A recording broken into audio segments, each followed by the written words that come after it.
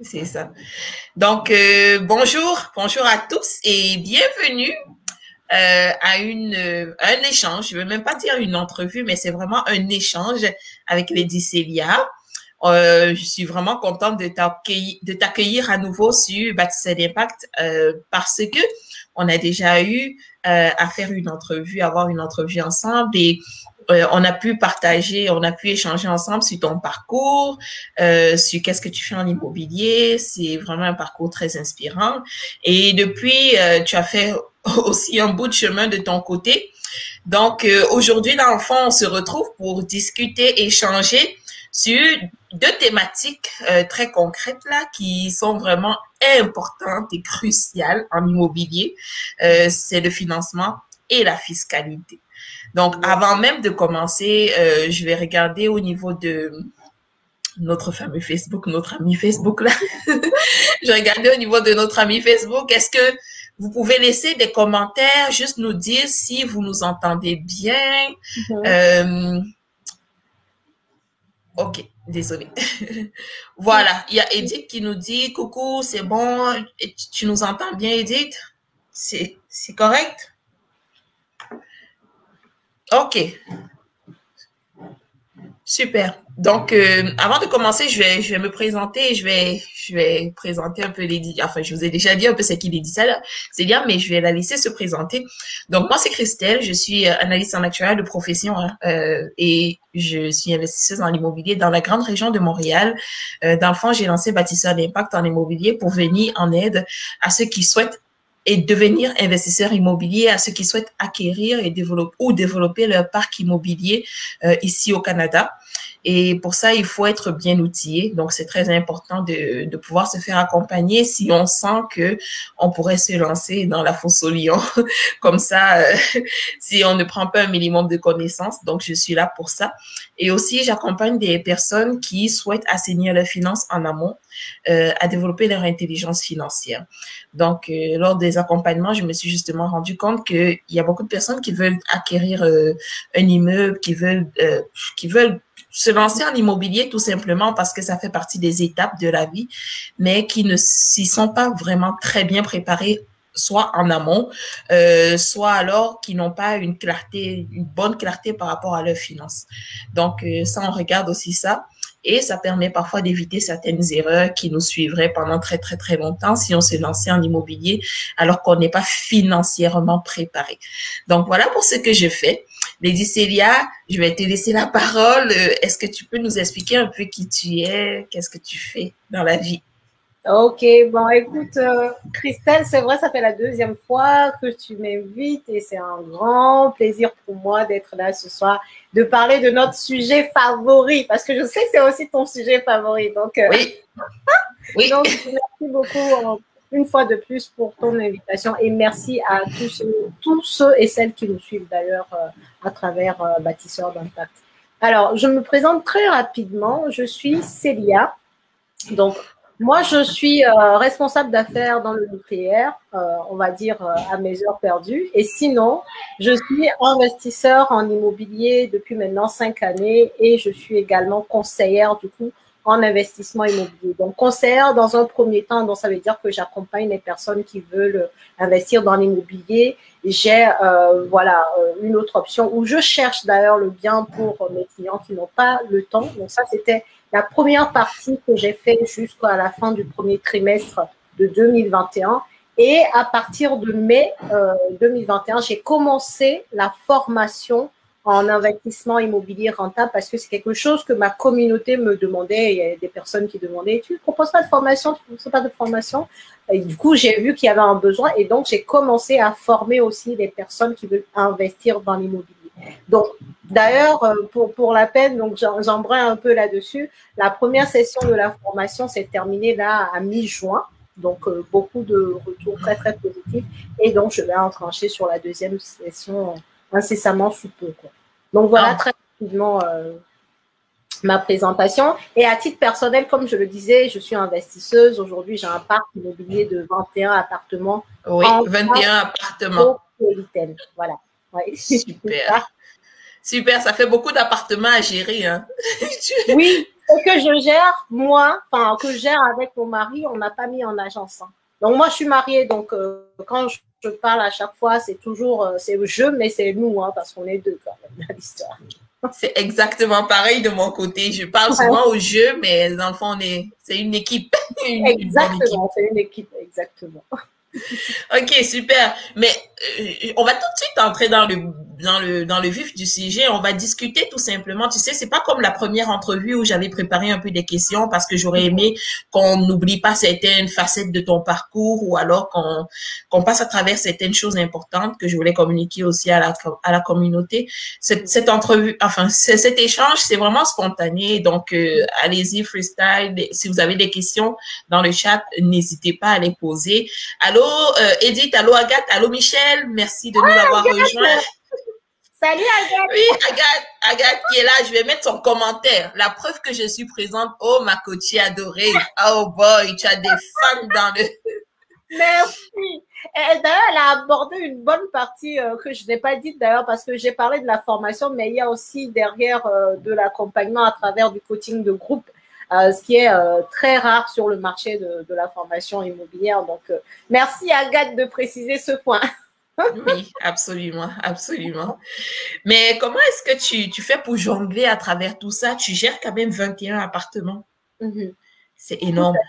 Ouais, c'est énorme, mais tu vois, je pense que je me suis ôté de la tête les idées reçues selon lesquelles, tu vois, quand tu as un bien immobilier, oh, on va t'appeler tous les 5 matins, oh, tu vas être plombier, tu vas être… Non, en fait, c'est pas comme ça. C'est pas comme ça. Franchement, que chacun, je pense qu'il y a peut-être des personnes qui sont là et qui sont locataires. Est-ce que vous appelez votre propriétaire tous les 5 matins? Non. Et moi, j'ai été locataire aussi. C'était pas, moi, je l'ai appelé une seule fois pour un problème de ballon d'eau chaude en 2 ans. C'est tout.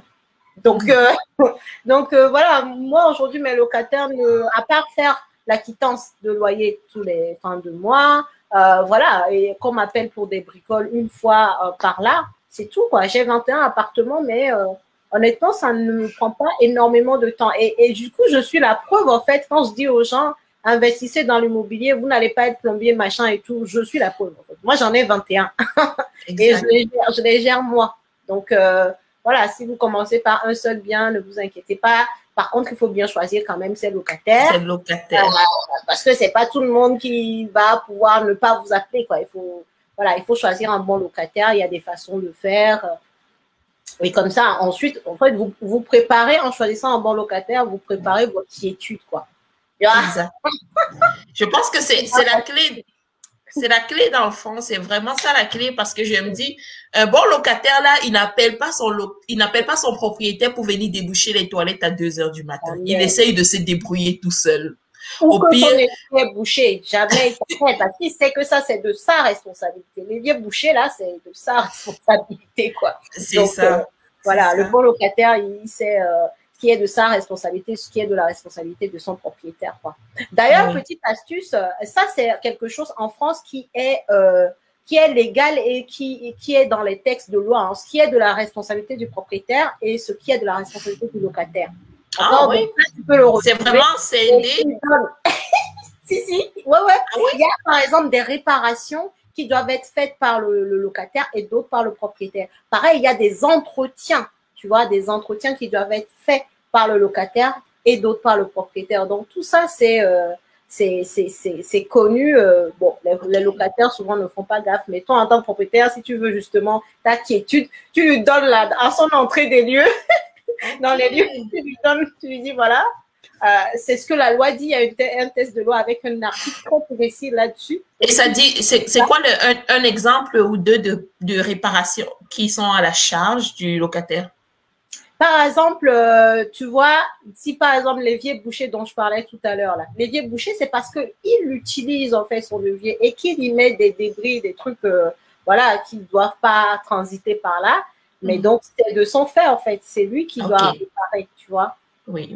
Et parfois, ils vont t'appeler parce que il y a le joint du WC là qui fuit. Le joint de WC, ça doit être remplacé par le locataire. Tu vois, il y a des usures qui sont des usures dues au fait qu'il l'utilise, en fait. Qu'il l'utilise et parfois il n'utilise pas de la bonne façon. de la bonne façon et il n'entretient pas tout court. Les joints sont à changer pendant, je ne sais plus la durée de vie d'un joint, mais les joints sont à changer en fait. S'il ne les change pas et que ça fuit, bah, c'est de sa responsabilité. Et ça, par contre, moi, ça m'est déjà arrivé. C'est pas compliqué. Je lui ai envoyé le texte de loi. Je lui ai envoyé mon plombier qui lui a reprécisé la chose. Et ça s'est fini comme ça. Et c'est lui qui a payé le plombier? C'est lui qui a payé. Oh, tu wow. vois? Okay. Donc, il faut juste connaître. C'est pour ça, encore une fois, on va parler de la formation, mais se former, c'est important au moins pour savoir ces genres de choses, quoi, tu vois. Exactement. Donc, moi, je suis tranquille avec mes appartements. Jusqu'ici, tout va bien. Et ça va continuer. Ça Amen. va continuer comme ça. Allô, bonsoir Viviane. Allô, juste likez la vidéo, hein, likez la vidéo, comme ça va la propulser. Vous êtes là, allez, on like, on laisse des cœurs et on partage. Et comme je vous ai dit d'entrée de jeu, dès que vous arrivez, laissez vos questions. On va parcourir les questions, on va passer à travers les questions au fur et à mesure. Donc, laissez vos questions si vous en avez, profitez-en. Aujourd'hui, on parle de financement et on parle de fiscalité en immobilier. Je sais que Lady Célia, là, c'est une référence en termes de fiscalité. Je pense que ça fait partie de tes facteurs de différenciation, si on veut dire ça comme ça. Mais si on commence par le financement. On va commencer par le financement, là. Une personne qui veut débuter en immobilier, est-ce qu'il y a des choses qu'elle doit préparer en amont avant même de se dire, OK, je vais passer chez le banquier ou je vais commencer à faire la recherche immobilière? Comment est-ce qu'elle doit se préparer? Très, très bonne question et ça va rejoindre ta présentation que tu faisais tout à l'heure. Quand tu présentais, je me suis dit, ah bien, tu as parlé de quelque chose de très important, c'est la gestion de finances. Et dans la formation, si Agathe est là, elle vous dira, moi, dans le module par où commencer, j'ai un module extra qui s'appelle par où commencer. Parce que ça. Ah oui, je ne savais même pas en plus. C'est que là, vous avez un peu de formation gratuite. Beaucoup de personnes se demandent, mais moi, je suis intéressée, mais par où commencer? Commence par regarder l'état de ton compte bancaire. Je ne peux pas mieux dire. Commencez toujours par regarder où vous en êtes sur votre compte bancaire. Est-ce que vous avez un compte qui se met dans le découvert ou pas? Est-ce que vous avez de l'épargne? Est-ce que vous savez, en fait, gérer votre argent? C'est la première chose. Avant même de penser au banquier, quel est le tas de ton compte? Il faut que tu t'en rendes compte. C'est-à-dire, est-ce qu'aujourd'hui, toi-même tu sais, des fois, tu vois, si le banquier doit te faire un crédit, comme je dis là, tu vas le sentir. C'est-à-dire, quand toi-même tu regardes l'état de ton compte, à la place de ton banquier, est-ce que tu ferais un crédit à une personne qui a cet état de compte? C'est ça. La question qu'il faut parfois se poser, c'est, mettons que la personne t'amène son dossier, c'est toi la banque, et c'est toi, ce sont tes fonds à toi. Est-ce que tu lui accorderais ton argent? Est-ce que tu prendrais le risque sur un tel profil? Tu vois, tu te regardes, voilà quoi, tu prends de la distance et tu regardes. Est-ce que tu t'accorderais du crédit? Quelqu'un qui n'arrive pas à gérer son argent, qui utilise son découvert, qui pense que son découvert, c'est de l'argent qu'il peut utiliser parce qu'on a dit que c'était un découvert autorisé. Tu vois ce que je veux dire? Quelqu'un qui n'a pas d'épargne, qui ne sait pas faire, qui ne sait pas épargner, ou quelqu'un qui a beaucoup de dépenses, quelqu'un qui prend des crédits à la consommation. Comme on le dit, crédit à la consommation. C'est-à-dire, c'est du crédit qui te rapporte rien du tout. Du crédit comme ça, en fait. Donc, quelqu'un qui prend ce genre de choses, pourquoi une banque irait prendre un risque pour financer cette personne? Voilà. Et c'est vrai, moi, je suis très directe dans la formation, mais c'est une réalité, quoi. Comme je le dis, à la fin de la formation, l'idée, c'est que, en fait, tu puisses démarrer un investissement immobilier. Donc, pour que tu puisses démarrer, il faut être sûr que ton état de compte permet qu'on te finance. Sinon, tu vas faire l'étape de je cherche le bien, j'ai un bien rentable. Mais si tu n'as pas de financement, tu n'as rien. C'est-à-dire, le projet s'arrête là, il n'y a rien. C'est zéro, quoi. Donc, regarde d'abord l'état de ton compte. Une fois que tu as fait cette étape, la deuxième étape, c'est maintenant d'aller voir ta banque une première fois pour lui dire, voilà, moi, je veux me lancer dans l'immobilier. Voilà, je suis en CDI, machin. Tu te présentes comme s'il ne te connaissait pas. Tu vois, tu lui facilites la vie, en fait. Les banquiers adorent ça. Tu leur facilites la vie. Donc, tu lui dis, voilà, moi, j'ai tel profil, je gagne tant, j'épargne tant, machin. Aujourd'hui, je veux investir. Déjà, est-ce que je suis finançable avec vous et à hauteur de combien? Ça, c'est vraiment les premiers pas à faire quand tu veux investir dans l'immobilier. Je vais m'arrêter là pour le coup. Le reste, il faut voir dans la formation. Mais est-ce qu'il y a moyen d'aller voir son banquier et de lui demander, par exemple, c'est quoi ma valeur nette, c'est quoi mes ratios de financement, si jamais je veux passer à l'action? Est-ce qu'il y a moyen de savoir à l'avance, avant même de trouver son bien, à quel niveau on se situe pour savoir aussi vers quel type de bien est-ce qu'on irait? Oui, totalement, c'est ça. C'est pour ça que je dis, la première étape, toi-même, tu t'assois et tu regardes ton compte. Deuxième étape, maintenant, tu vas voir ta banque, tu lui présentes ton profil et tu lui demandes, est-ce que tu es finançable chez eux? Et ensuite, à quelle hauteur? C'est-à-dire, combien est-ce que la banque est prête à te financer pour faire ton projet, tu vois? Une fois que tu as cette information, ça te donne une base pour savoir sur quel type de bien je pourrais partir en fonction, bien entendu, des secteurs dans lesquels tu veux investir. Tu vois, quelqu'un qui veut investir chez nous ici à Paris, qui est la capitale, si on lui dit que tu as 200 000 euros finançables, bah, la personne ne va pas pouvoir trouver 3 pièces. Quoi. Elle va se diriger vers un studio ou un petit T2, tu vois. Mais si cette personne-là va dans les provinces, oui, elle va trouver peut-être un grand appartement ou même un immeuble de rapport, tu vois. Donc, dépendamment de là où tu veux chercher ton bien, une fois que tu as ce premier retour de ta banque sur le montant sur lequel elle peut te suivre, bah là, tu vas commencer réellement à faire des actions pour aller acquérir ton premier bien. Ah, ok, super, super. Et où est-ce que les personnes fautent souvent lorsqu'ils vont voir leur banquier?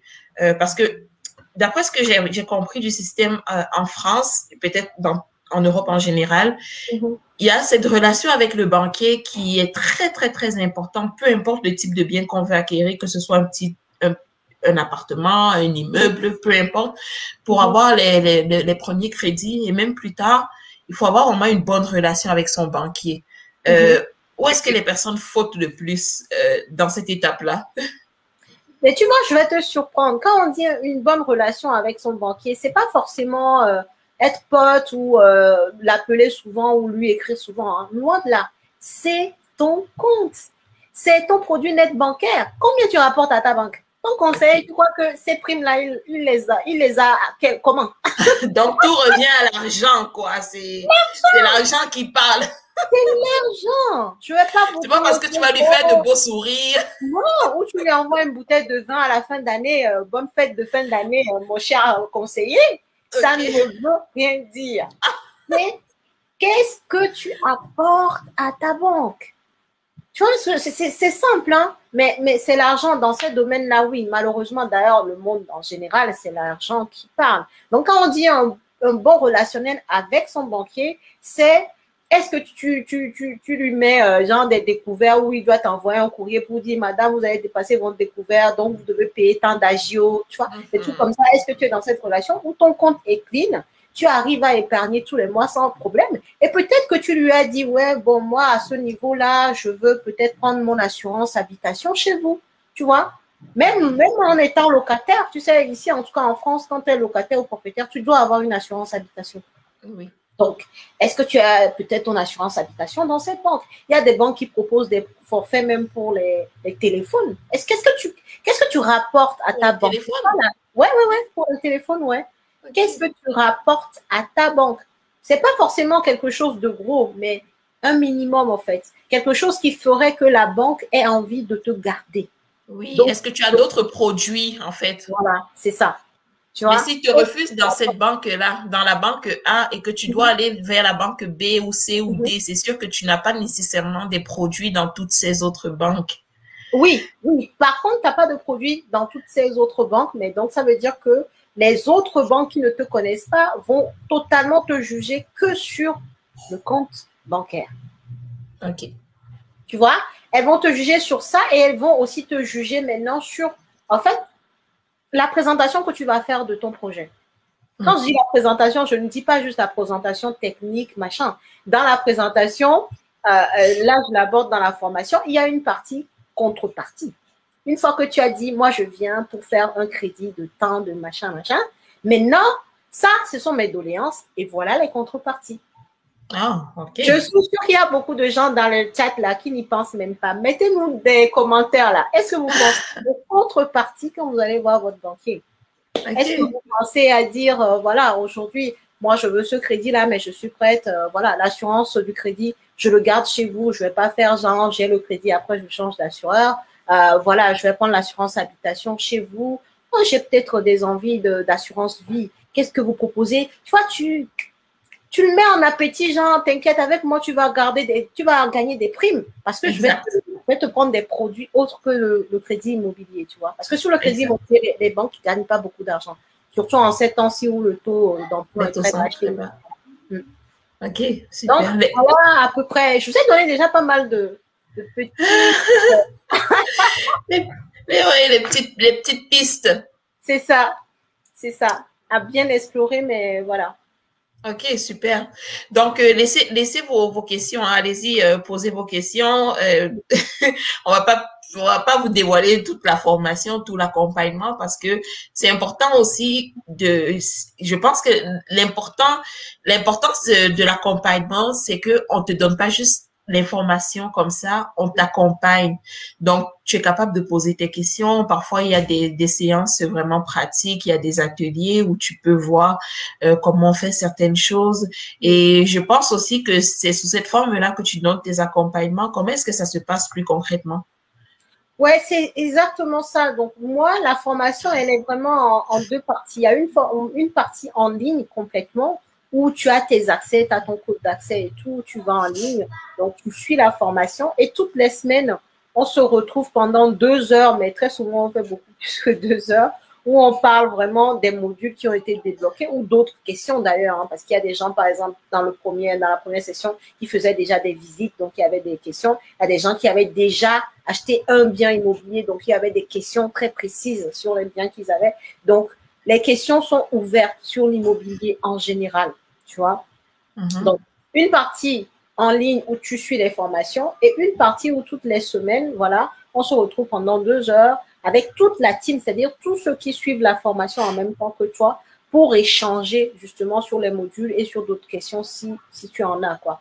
Donc, du coup, ça fait que tu n'as pas que la théorie, parce que très souvent sur les formations en ligne, les gens proposent la théorie et puis après, quand tu veux poser des questions, c'est un peu plus compliqué. Là, je donne la possibilité aux gens d'avoir ce côté pratique. On se retrouve, tu poses tes questions directes en live, je te réponds, tu vois.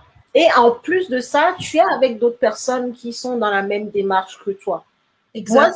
ça, c'est la partie qui est top pour moi parce que tu vois les gens se partager des pistes, des trucs, Des pistes, même oui. des noms de villes où il est intéressant d'investir. Non, moi-même, j'étais comme ça. C'est trop bien. Absolument, absolument. Tu vois, les gens se partagent des astuces, les gens se parlent de leurs expériences, voilà, de leurs petites C'est ça. erreurs, de là où ils auraient dû faire gaffe. Donc, c'est important pour moi de tisser cette relation-là entre les personnes comme ça pour qu'elles puissent se propulser par la suite et puis garder aussi ce réseau parce que le réseau aussi est important. Hein. Donc, garder Mhm. ce réseau de néo-investisseurs qui vont grandir ensemble. Quoi. Oui, Donc, absolument. sur ces deux points. Ouais. Oui, c'est moi et ça rejoint tellement un point parce qu'il y a beaucoup de gens qui veulent des consultations.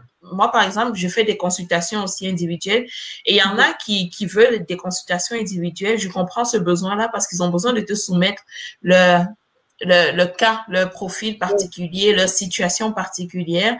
Ouais.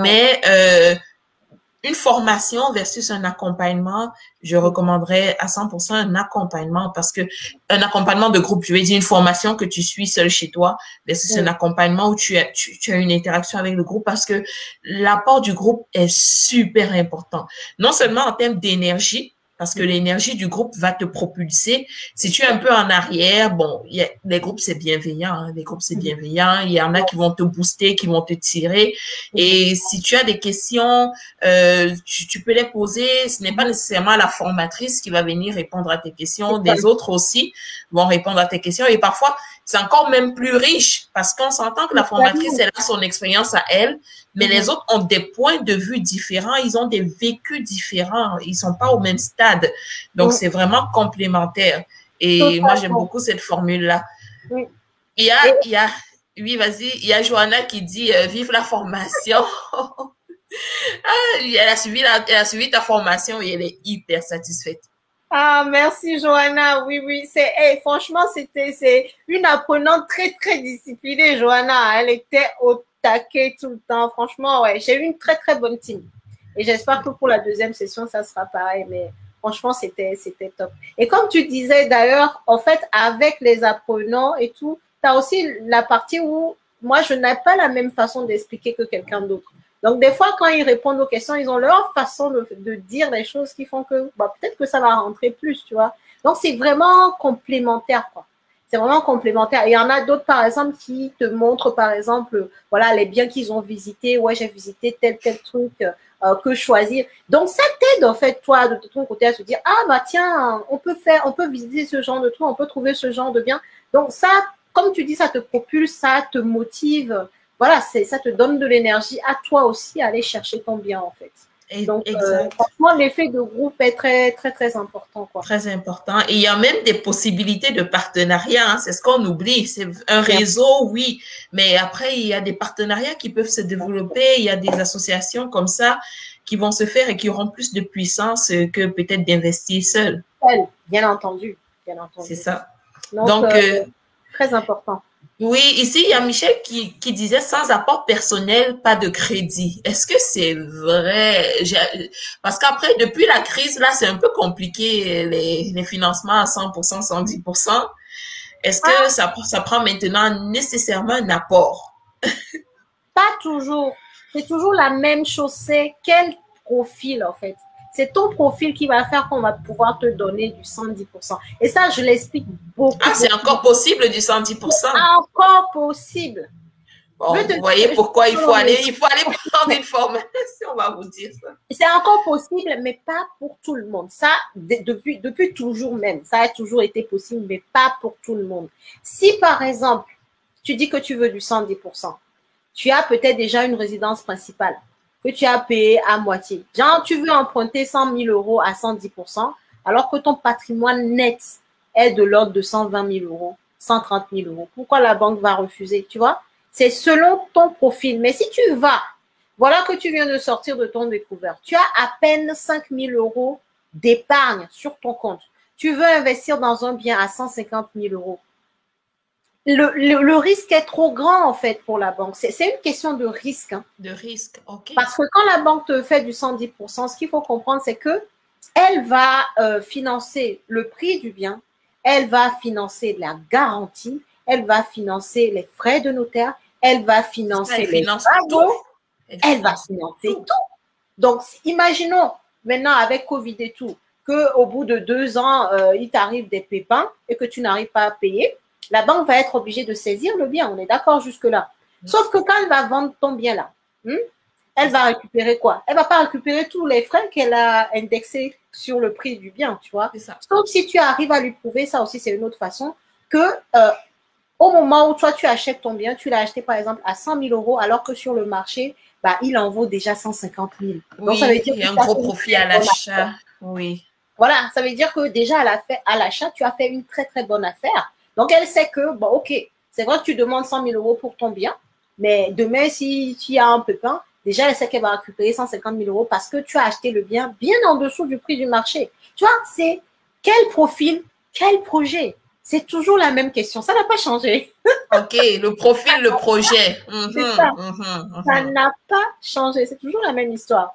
Tu vois, c'est d'où l'importance de s'éduquer parce qu'une personne qui ne connaît pas, qui ne connaît pas comment ça fonctionne et qui ne sait pas que c'est possible, elle va juste se dire, oh, bof, c'est impossible. Alors que, tu sais, si sa force, c'est peut-être de dénicher les bonnes affaires, il y aurait moyen de dénicher de très, très bonnes affaires comme ce que tu viens d'expliquer avec un gros profit à l'achat et de présenter ça à son banquier et de lui dire, ben voilà, ça, c'est une bonne affaire pour moi, mais pour toi aussi, même si demain je tombe en... C'est ça, en fait, de lui montrer, ok, mon bien aujourd'hui, je l'achète à 100 000 euros, mais sur le marché, en réalité, ce bien-là vaut peut-être 20 000, 30 000 euros de plus. Donc, tu fais déjà une très bonne affaire. Donc, si demain, la banque doit, c'est toujours une gestion de risque, si elle doit revendre le bien, bah, elle sait qu'elle ne va pas en tirer 100 000 euros qu'elle te prête, mais plutôt 130 000 euros. Donc, ça change la donne, en fait. Et combien tu as d'épargne sur ton compte? Est-ce que tu as déjà du patrimoine net? Quand je parle de patrimoine net, en gros, quelle est la partie? Est-ce que si tu as déjà des biens immobiliers, combien as-tu déjà remboursé, quoi? La partie Remboursé. que tu as remboursée par plus la plus-value latente sur ton bien Oui, représente ton patrimoine net, tu vois. oui. Il y a tout ça qui rentre en ligne de compte. C'est pour ça que les gens souvent ils demandent, oh, quelle banque fait du 110% en ce moment? Ah, ok. Les gens font du 110%, mais pas pour tout le monde. Ok, ok. Le nom de la banque, bon, tu vas y aller et toi, tu vas pas avoir du 110% parce que tu n'as peut-être pas le bon profil ni le bon projet pour lequel la banque serait prête à accorder du 110%. Ok, ok. Ben, tu vois, Michel, ça répond à ta question là. Sans apport personnel, pas de crédit. Ce n'est pas tout à fait vrai. Il y a des nuances. Il y a des nuances. Par contre, si tu me disais sans épargne, il n'y a pas de crédit, oui, je serais plus enclin à être d'accord avec toi. Parce que tu ne peux pas être à nu et puis demander aux gens de mettre du risque, en fait. Souvent, quand tu Oui, demandes 110%, tu as quand même de l'épargne, tu vois. Tu oui. as quand même de l'épargne, juste que tu le justifies en disant que ton épargne va servir voilà, à te prémunir de risques futurs sur ton bien, en cas d'aléa, c'est ton matelas. Voilà, tu as des justificatifs, tu as des choses à mettre en avant, tu vois. Mais Exact. avoir 0 € sur ton compte et demander du 110%, c'est compliqué. Pas compliqué. Ok. Il y a Michel qui dit merci. Ok, super. Il y a, oh, tu as une autre coachée ici. Ben, tu as des coachés vraiment qui sont très, très, très satisfaits de la formation. C'est fou. C'est la troisième personne là. Merci, merci, je suis très discrète. Ben, Bah merci beaucoup Laetitia. Non, mais de toute façon, dans un groupe, il y a tout type de profil. Après, le plus important, c'est que chacun en tire ce qu'il faut, en fait, pour ensuite aller chercher son bien rentable, quoi. C'est tout, hein. Donc, merci beaucoup Laetitia. bon, un dernier. Encore un dernier petit atalakou, comme on dit. Merci. Oh là là. Mais Non, c'est, mais c'est, ça me touche beaucoup, hein. Ça me mais touche. c'est ça, il faut reconnaître ce qui est bon, hein. Moi, je pense que quand une personne fait quelque chose de bien, c'est vraiment important de valoriser cela. Et moi, je valorise encore plus quand c'est une personne de la communauté. Et encore plus quand c'est une femme. Donc, je suis un peu féministe sur les bords. On a le droit. On a le droit de se soutenir, c'est clair. Donc, c'est ça. Donc, voilà, le financement, il faut vraiment s'y connaître. Mm. Il faut s'éduquer pour Oui. pouvoir comment jongler avec les banques et tout. C'est important. Et je dis à un moment, je crois que c'était un coaching de groupe, je leur disais, mais vous savez, si si tu sais ce qu'il faut pour avoir son financement, quand tu as ton projet, quand tu te regardes, tu sais si tu vas être finançable d'office ou pas, tu vois. Tu sais si tu vas aller au casse-pipe ou si ça va être bon. Alors, il n'y aura pas de doute dans ta tête parce que tu sais, en fait, le langage bancaire, tu connais. Tout à l'heure, je disais combien tu ramènes à ta banque. C'est une réalité, en fait. Le Mhm. produit d'aide bancaire, c'est quelque chose qui ne parle pas à beaucoup de gens, Oh, mais pardon. chacun d'entre nous, on a un produit net bancaire. En fait, on a un PNB. On rapporte quoi à notre banque, en fait? Oui, tu as fait une vidéo là-dessus, je crois. Oui, j'ai fait une vidéo là-dessus. Et Est-ce que aussi c'est beaucoup de important? contenu gratuit. Hein. Ouais. Excuse-moi de te couper comme ça, mais la chaîne YouTube de Edicela est riche en contenu gratuit. Je pense que même si vous ne voulez pas passer tout de suite à l'accompagnement, déjà commencer les premiers pas vers le contenu gratuit, ça va vous donner énormément d'informations et ça va vous inciter à pouvoir passer vraiment, prendre un accompagnement pour pouvoir réaliser effectivement votre premier achat rentable.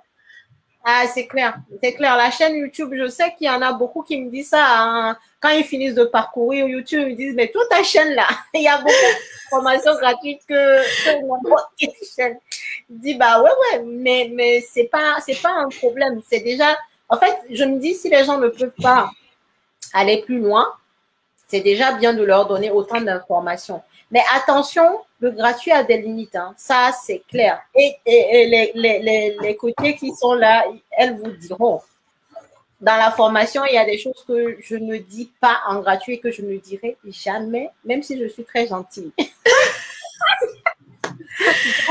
Mais vous allez avoir une très, très bonne vision. Franchement, je donne beaucoup d'informations pour inciter les gens quand même à s'intéresser, quoi, tu vois, à Oui. s'intéresser au domaine parce que pour moi, tout le monde devrait avoir au moins un bien, tu vois, au moins un. Et ensuite, on a vu si ça nous plaît ou pas, mais au moins un. Tous les jours qui passent et tu n'as pas un bien immobilier, vraiment, c'est dommage en fait. C'est vraiment dommage. Oui, Donc, oui, oui. donc voilà quoi. Ici, j'ai Edith qui demandait que pouvez-vous nous dire de la loi Pinel? Ça, j'ai entendu beaucoup de gens critiquer cette loi. Je ne la connais pas, mais oui, en ça... fait, la loi Pinel, pour faire simple, c'est de l'investissement immobilier, mais dans le neuf. En fait, pour faire l'historique un peu sur ce type d'investissement, c'est que, tu vois, l'État français, normalement, construit beaucoup de logements pour loger les Français. Hein. Et quand elle fait ça, bah, enfin, l'État, donc quand il fait ça, désolé pour mon français là, mais quand il fait ça, en fait, il se met en association, bien entendu, avec des constructeurs privés, mais il paye des logements, enfin, il construit des logements dans lesquels il met les personnes, quoi. Maintenant, ce qui se passe, c'est que, bah ouais, des fois, c'est difficile, ils n'ont pas les moyens. Qu'est-ce qu'ils font? Ils vont créer la loi Pinel. Donc, ils te demandent, toi, en tant que particulier, d'acheter dans le neuf. Donc, oui, tu achètes sur plan. Hein. Très souvent, quand tu achètes du Pinel, tu achètes sur plan. Et puis, tu attends que ça se construise et tu vas maintenant louer en Pinel. C'est la location qui est en Pinel, au fait. Ça veut dire quoi? Tu vas juste louer ton bien à des personnes qui ont un certain niveau de revenu, capé, bien entendu. Donc, toi, tu vas leur faire la location. Mais tu ne peux pas le faire à tous les prix que tu veux. Donc, même le loyer, en fait, c'est... Le loyer est contrôlé, c'est régi par l'État. Le profil de locataire est contrôlé. Le loyer est contrôlé. Maintenant, quand tu remplis ces critères, maintenant, tu vas pouvoir avoir des réductions d'impôts sur 6, 9 et 12 ans, je crois bien, le Pinel. Donc, ça veut dire au début, tu choisis ton Pinel 6, 9 ou 10 ans. 12 ans, ouais, je crois que c'est 12 ans, ouais. Ouais, c'est comme ça, ouais. Okay. Donc, moi, le Pinel, c'est pas du tout mon truc parce que moi, tout ce qui est investissement aidé, tu vois, quand on va parler de Pinel, enfin, et tout ce qui suit, en gros, on veut réduire les impositions. C'est-à-dire, on va t'aider à payer moins d'impôts, mais derrière, tu auras payé ton bien 30% plus cher que la moyenne. Tu vois, tu n'auras pas la main sur les locataires ni le prix auquel tu vas louer. C'est ça. Si ta hausse de loyer est contrôlée comme ça, c'est sûr que tu ne peux pas louer à des prix. Oui, c'est contrôlé. Et c'est ça parce que l'État, à la base, quand il construit ces logements, il ne les met pas au tarif des privés, tu vois.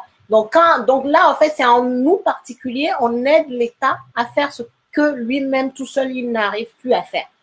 C'est ce que je veux dire. Donc, en contrepartie, eh ben, tu as une réduction d'impôts. Mais au final, bon, après, je ne vais pas dire que c'est mauvais. Dans toute chose, il faut toujours faire des calculs. Donc, toi, tu regardes, si tu veux faire l'allocation sur 6 années Pinel, ben, du coup, qu'est-ce que ça te réduit en termes d'imposition versus combien tu as payé le bien par rapport à si tu avais payé de l'ancien et si tu avais fait de la location meublée, tu avais fait du LMNP, tu vois, tu compares les fiscalités en fait. Exact. Et tu vois si c'est intéressant pour toi ou pas. Oui. Mais on ne peut pas dire que de façon générale, c'est ça. On a la même mentalité. Parfois, quand les gens ont des positions très strictes, j'ai dit toujours, il y a une nuance. Il faut faire des calculs. Tu sais, on peut pas mettre absolument tout dans le même panier, tout rejeter, jeter le bébé avec l'eau du bain. C'est ça. Faut vraiment faire des calculs. Après, c'est les calculs qui te disent c'est quoi la réponse. Ou pas. C'est ça. En fait, les calculs que tu vas faire, ça va pas te tromper, en fait. Tu vois les chiffres, tu vois si c'est bon ou pas. Tu sauras tout de suite, en fait.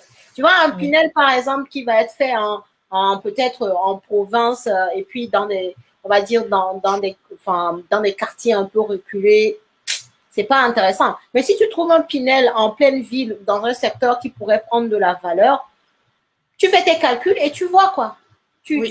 C'est ça, en fait. Mais moi, je sais que l'ancien me donne beaucoup, donc moi, je ne regarde pas le Pinel, par exemple. Ça ne m'intéresse pas.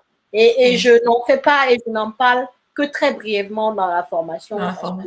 Je ne porte pas sur le Pinel. Maintenant, je dis quand même, ça peut être intéressant, mais c'est vrai que dans la plupart des cas, ça ne l'est pas. À toi de faire les calculs. Ouais. Donc, allô Christine, elle dit bon à savoir, merci. Je t'en prie. Allô à tous ceux qui nous ont rejoints. Laissez des pouces, laissez des pouces. J'ai pas l'habitude de le dire. Cette fois-ci, laissez des pouces, laissez Laissez des des cœurs, likes. Ouais. laissez des likes. Il y a Nelly qui demande acheter dans le cadre de la loi Pinel sans apport, mythe ou réalité? Bon, la loi Pinel, c'est toujours de l'investissement immobilier, donc c'est de la réalité, il n'y a pas de souci. Et d'ailleurs, je ne sais pas si ça vous est déjà arrivé, même ton banquier, des fois, va te proposer du Pinel. Parce que quand tu fais du Pinel, souvent, on te dit que tu vas avoir des taux d'intérêt un peu bas, hein, des Ah, taux ok. d'intérêt Pinel, quoi, tu vois. Ça Donc, comme sera combien de pourcentage en dessous des taux réguliers, on va dire? aucune idée. Moi, je sais que mon conseiller m'en avait parlé vite fait, mais comme j'ai évacué la question en lui disant ce que je viens de dire, que moi, là où on te capte le loyer, tu achètes plus cher que sur le marché, ça m'intéresse pas, donc je suis pas allée plus loin que ça. Mais je sais de son fait que oui, quand tu fais du Pinel, tu peux avoir des taux d'intérêt un peu plus bas que ce qui est pratiqué de façon générale, quoi. Donc, Ok. en plus de ça, oui, après le 110%, c'est de l'investissement immobilier tout court. Donc, en plus, dans le neuf, pourquoi pas? Tu peux avoir du 110% sans problème. Et comme tu es dans le neuf, ça, tout ce qui est taux de frais de notaire te coûtera moins cher que si tu étais dans l'ancien. Hein, voilà. Mais moi, c'est Ok. juste que c'est un investissement que je trouve pas intéressant d'une façon générale. Après, il faut. Voilà. Oui. Mais moi, j'aurais une question pour toi. Lorsque tu vas dans l'ancien, je sais que tu es plus dans l'ancien, est-ce que tu te limites quand même en termes de ancien? Il y a ancien, il y a ancien, ancien. Parce que l'ancien aussi, ça vient avec des coûts d'entretien ou de réparation qui sont plus élevés hein, que dans le neuf. Comment Mhm. est-ce que tu gères un peu cette relation-là, risque-rendement, par rapport au fait que l'immeuble soit vieux? Alors, ce qui est bien, c'est que quand tu achètes un immeuble ici, tu as tout ce qu'on appelle un dossier de diagnostic technique. Dans le dossier, tu as l'état de l'installation électrique, tu as l'état de l'installation de gaz, tu as la consommation énergétique, ça c'est important, hein, la consommation énergétique, parce que des fois ça peut faire fuir des locataires, même si c'est pas toi propriétaire qui paye l'électricité. Si ton logement est énergivore et que la personne doit payer trop d'électricité, bah, elle peut OK. partir. Quoi. Donc, tu vois, tu as tout un diagnostic qui te donne, en fait, voilà, dans quel état est le bien. Et à partir de là, tu vas décider, est-ce que tu es prêt à faire les travaux là, tout de suite? C'est pas non, j'achète et puis bon, tant que l'argent rentre, c'est bon. Non, non, non, non. Quand tu achètes là tout de suite, que tu achètes un bâtiment qui est ancien, que tu as tous les diagnostics, est-ce que tu fais les travaux tout de suite? Ça va te permettre quoi? D'intégrer les coûts des travaux dans ton crédit immobilier. Et ensuite, une fois que tu as fait les travaux, bah, d'être tranquille pour après. Tu vois ce que je OK. veux dire? Donc, moi, je suis dans l'ancien. Les travaux, ça ne me fait absolument pas peur. Donc, après, donc l'année de construction du bâtiment, c'est pas le plus grave pour moi. Le OK. plus important, c'est de connaître ce que j'achète et ensuite de mettre des parades en face. Quoi. Si j'achète quelque chose qui est énergivore, est-ce que je dois changer tout ce qui est fenêtre, de passer du simple vitrage en double vitrage pour l'isolation phonique et thermique en même temps, tu vois? Est-ce que je dois redoubler les murs pour amener plus d'isolation et être tranquille par rapport au fait de la consommation énergétique? Est-ce que tu vois, je regarde le bien et j'établis ce que je dois faire pour que ça rentre dans un bien correct, en fait. Et je l'ai fait dès le départ. Et Dès après, le départ, c'est ça voilà, ton si truc. j'ai une chaudière à changer, parce que les anciens bâtiments, souvent les anciens propriétaires ne changent pas de chaudière, par exemple.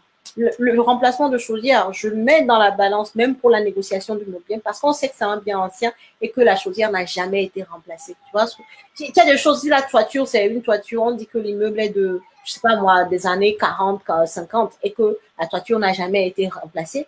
Tu sais que tu as un remplacement de toiture qui va. Tu vois, c'est ça. Exact. Quand tu es sur des anciens bâtiments, il faut prendre le temps de l'analyse du bâtiment et ensuite mettre en face les travaux que tu dois faire pour dorer le blason de ton bâtiment.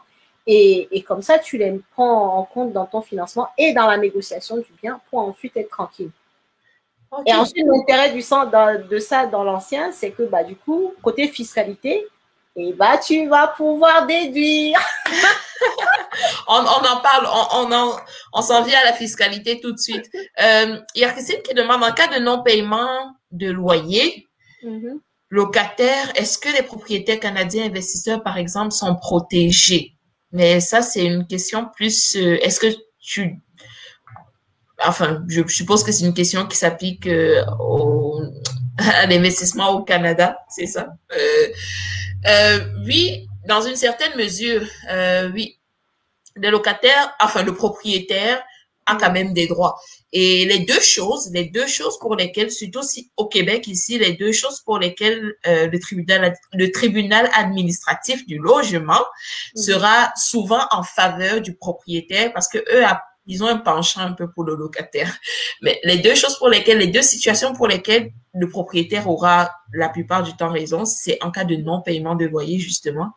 Il y a rien qui va expliquer le fait qu'un locataire ne te paye pas ton loyer. C'est un droit, c'est un devoir. Il doit te payer son loyer. Il a perdu son emploi, c'est pas ton problème. Il utilise ton bien, il doit te payer ton loyer. Et la deuxième chose, c'est si il détériore ton bien. Donc, il doit te remettre ton bien dans le même état qu'il l'a pris. Il doit pas avoir détérioré ton bien. On s'entend qu'il y a quand même il y a de l'usure normale, comme, mettons, parfois la peinture, les murs ne seront pas aussi blancs que tu les as laissés, mais il y a quand même de l'usure dont il doit prendre la charge.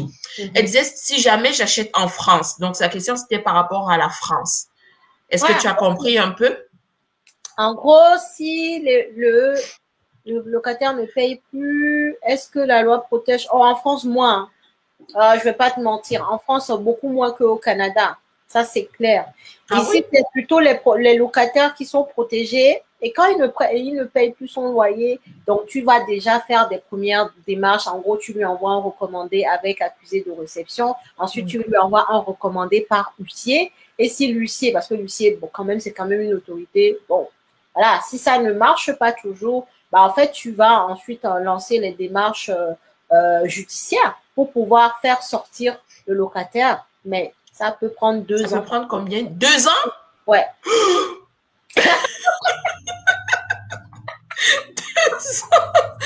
Attends, donc tu vas rester 2 ans sans loyer, quoi. 2 ans sans loyer. Oh Seigneur. Pas prévu ce qu'il faut, oui. 2 ans sans loyer, ouais. C'est pour ça que l'étape de choisir un bon locataire, c'est important. Tu vois, moi, dans la formation, et ça, je le dis aussi déjà gratuitement, on ne prend pas un locataire parce que il est sympa ou parce que je veux dépanner. Ça, je l'ai déjà entendu. Quelqu'un qui a pris un locataire parce que c'était un pote qu'il voulait dépanner. What? C'est ça. Il y a Edith qui confirme en France, la loi protège plus le locataire. Ennemi aussi un peu trop les locataires en France. Ouais. Mais je pense qu'ils doivent quand même donner une caution. Hein. Oui, mais de combien de mois? C'est 1 mois lorsque tu loues en nu, donc tu loues le bâtiment vide, et 2 mois lorsque le bâtiment est meublé. Okay. Mais ça, c'est vite fait. Ok, 1 mois, c'est 1 mois versus 2 ans sans loyer, voilà. Ça n'a rien à voir. Oui, c'est pour ça, voilà, comme je le dis, on ne donne pas son appartement à quelqu'un parce que la personne a une tête sympathique ou parce que c'est un pote que je dois dépanner. Si c'est ça, là, dites-vous en même temps que vous faites de l'action sociale et puis on passe sur le loyer, quoi. Mais si vous voulez garder votre bien, être tranquille, mais faire de l'immobilier en mode investisseur, il n'y a pas de sentiment, hein, clairement. Hein. Il n'y a pas de sentiment, c'est des chiffres. La personne gagne combien? Ici, en France, on nous dit que vous voulez louer votre bien à quelqu'un, faites en sorte que la personne gagne 3 fois le montant du loyer. Est-ce que ton locataire gagne 3 fois le montant du loyer? Basique. Ensuite, tu regardes son avis d'imposition. C'est un vrai avis d'imposition ou pas? Il y a ça, il y a une façon de le contrôler, mais ça, je le dis dans la formation. Comme je dis, tu as une façon de faire pour regarder si l'avis d'imposition de la personne est vrai ou pas, en fait. Tu vois? La personne te fournit ses fiches de paye. Est-ce qu'elle gagne réellement ça? Enfin, tu vois, tu te poses de réelles questions concrètes avant de mettre la personne dans ton bien, quoi. Oui. Et ensuite, Alonis. Oui, désolée. Hein. Ouais, Alonis qui nous a rejoint. Mais ici, il y a Nelly qui disait il y a des assurances pour les propriétaires. Voilà, c'est ça. Voilà, c'est pour ça que j'ai dit tu peux prendre des garanties aussi. Ça, c'est encore une autre façon.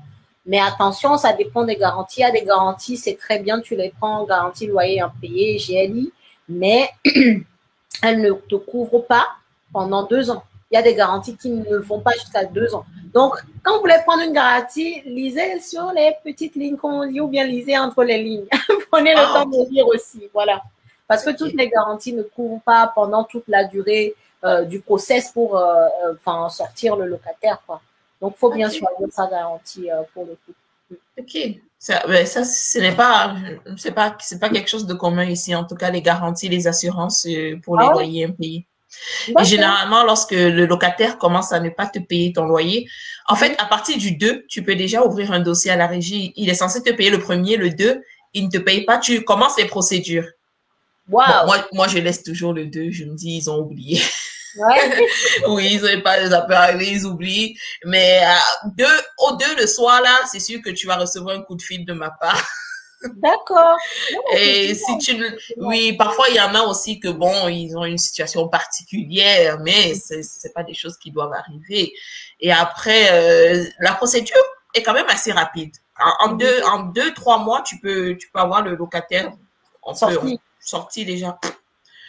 C'est sûr que tu risques, il y a de fortes chances que tu perdes de ces loyers, à moins qu'ils ne soient très solvables. Donc, c'est très facile d'aller les récupérer. Il faut aussi voir tout ce que ça va te coûter en temps, en énergie et tout ça. Ouais, c'est ça. Hein. Parce que ici aussi, en temps normal, c'est vrai. Quand la justice acte sur le fait que le locataire va maintenant partir, elle acte aussi sur le fait que le locataire doit te rembourser tout ce qu'il te doit. Mais va récupérer ça. C'est ça. Donc, je veux dire, c'est toujours le même débat. Normalement, tu dois récupérer. Mais non, très souvent, tu récupères pas, quoi. Ah oui, donc, ok. 2 ans de loyer, c'est beaucoup. Il me semble que c'est beaucoup. 2 ans de loyer, voilà, ça fait même mal. 400 € par mois, sur une année, ça fait 4800. Tout de suite, tu vois, t'es à 9600. Donc, quelqu'un qui te paye plus son loyer, bon, bref, faut pas que ça arrive, quoi. Faut faire en sorte d'en arriver là. Et encore la période hivernale, tu n'as pas le droit de l'expulser. C'est ça. En hiver, tu ne peux pas sortir quelqu'un, même si tu as le courrier de la justice qui te dit que tu peux faire sortir ton locataire, tu peux pas. Faut laisser passer la trêve hivernale. Voilà. Ah oui. Ok, allô, coucou, l'ange Molly, coucou ceux qui nous ont rejoints. Ah oui, il y a Christine qui dit en Alberta, en 2 semaines, 2-3 semaines, elle a réussi à faire partir son locataire. Ah, waouh! Express, quoi, tu payes pas, tu sors. C'est vrai? Bon, nous, ici, tu peux faire la même chose, mais c'est que tu n'as pas utilisé la voie légale. C'est que tu as des amis baraqués, des videurs quelque part, là, tu les as... d'autres méthodes. Ok, on va pas parler de ça ici. Non. C'est pas la légalité. Ok, parfait. Donc, posez vos questions par rapport au financement. Hein. Et là, je sais qu'on a dit, on aborde de la fiscalité. C'est très important. Je sais que c'est un domaine de prédilection chez toi. Et la fiscalité, c'est quelque chose qu'on ignore aussi beaucoup. Du moins ici, de notre côté, parce que c'est quelque chose qu'on fait rétrospectivement. Donc, on finit avec notre année et tout. Et c'est après qu'on voit c'est quoi, quel est l'impact de notre décision sur notre fiscalité, sur les impôts qu'on doit payer, alors que normalement, on devrait anticiper tout ça avant de faire quelconque action. Tout à fait. Non, mais c'est ça. Après, tu vois, la fiscalité, tu peux l'anticiper, quoi. Tu peux même l'anticiper avant de devenir propriétaire du bien. Tu vois, tout à l'heure, je parlais d'un bien avec travaux, tout ça. Tu sais, quand tu es sur ce genre de bien, OK, mon bien, il a des travaux. OK, j'en ai pour combien? Donc, OK, si je prends tel régime fiscal, ça va me ramener quoi comme impôt? Si j'en prends tel, ça va me ramener quoi? Donc, tu sais déjà à l'achat que tu vas prendre tel régime fiscal, tu vas louer le bien de telle façon, tu vois. Et ça te permet en fait de ne pas subir les impôts. Tu ne subis pas, tu sais d'avance ce que tu vas payer. Donc, c'est cool. C'est en ça que la fiscalité est importante en fait. Toujours être dans l'idée de je ne vais pas la subir, je vais même la préparer parce que voilà, c'est moi qui décide de ce que je vais pouvoir payer en fonction donc du type de projet que je prends, du type de fiscalité que je choisis, quoi. Ok. Et est-ce que le régime fiscal va dépendre vraiment du type de projet ou ça va dépendre aussi de la situation particulière de la personne, Les deux. de l'investisseur? Oui. Un investisseur qui, par exemple, je sais pas moi, un médecin qui paye déjà beaucoup d'impôts ne va pas choisir le même type de bien, d'accord, que quelqu'un qui paye peut-être zéro impôt ou est dans la tranche des 11% en fait, tu vois. Quelqu'un qui gagne très très bien sa vie, il va peut-être faire justement des biens avec beaucoup de travaux pour pouvoir même aller déduire sur ses propres impositions de l'argent. En fait, tu as cette possibilité-là en France. Si tu fais beaucoup de travaux, donc on a quelque chose qu'on appelle le déficit foncier. En gros, tous les ans, tu peux aller déduire 10 700 € de tes propres revenus imposables sur lesquels tu vas plus être imposé. Donc, résultat des comptes, très souvent, ça va te déclasser en termes de tranche marginale d'imposition. Tu vas payer moins d'impôts, tout simplement, en fait. Tu vas pas en payer sur tes biens que tu as et tu vas en payer moins sur tes autres salaires, sur tes autres revenus, en fait. Donc, quelqu'un qui gagne très, très bien sa vie va faire ce genre d'opération. Si tu as plutôt, je sais pas, tu gagnes peut-être 1 500 €, tu gagnes pas comme un docteur ou peu importe, bah, tu vas peut-être te pencher sur le LMNP. En gros, tu vas faire de la location meublée. Tu vois, tu vas faire de la location meublée. Tu vas prendre un bien avec un peu de travaux pour profiter de l'amortissement du bien. Tu vas profiter de beaucoup de choses et tu vas pas payer beaucoup d'impôts, en fait. Tu vois. D'ailleurs, au début, tu payes zéro. Et tu peux ne pas payer d'impôts pendant 6, 7, 8, voire 10 ans même quand tu es LMNP. Ouais.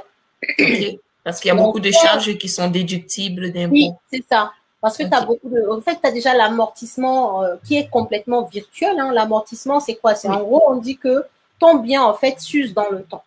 Donc, comme ton bien s'use dans le temps, bah, on va dire que tous les ans, tu vas pouvoir déduire cette usure-là de tes résultats.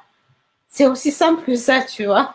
Donc, c'est complètement fictif, mais ça va dégréver tes loyers que tu encaisses tous les ans. Juste une question comme ça, est-ce que vous êtes obligé de prendre l'amortissement ou c'est à ta discrétion? Non, c'est d'office en fait. Quand tu es en location meublée, tu as l'amortissement. Ouais, en location meublée, ouais. Tu as l'amortissement qui est d'office. C'est pas au choix. Par contre, quand tu fais des travaux, par exemple, quand tu as les frais de notaire, quand tu es en location meublée, tu sais, les frais de notaire, tu peux les déduire ou tu peux les avoir aussi en amortissement.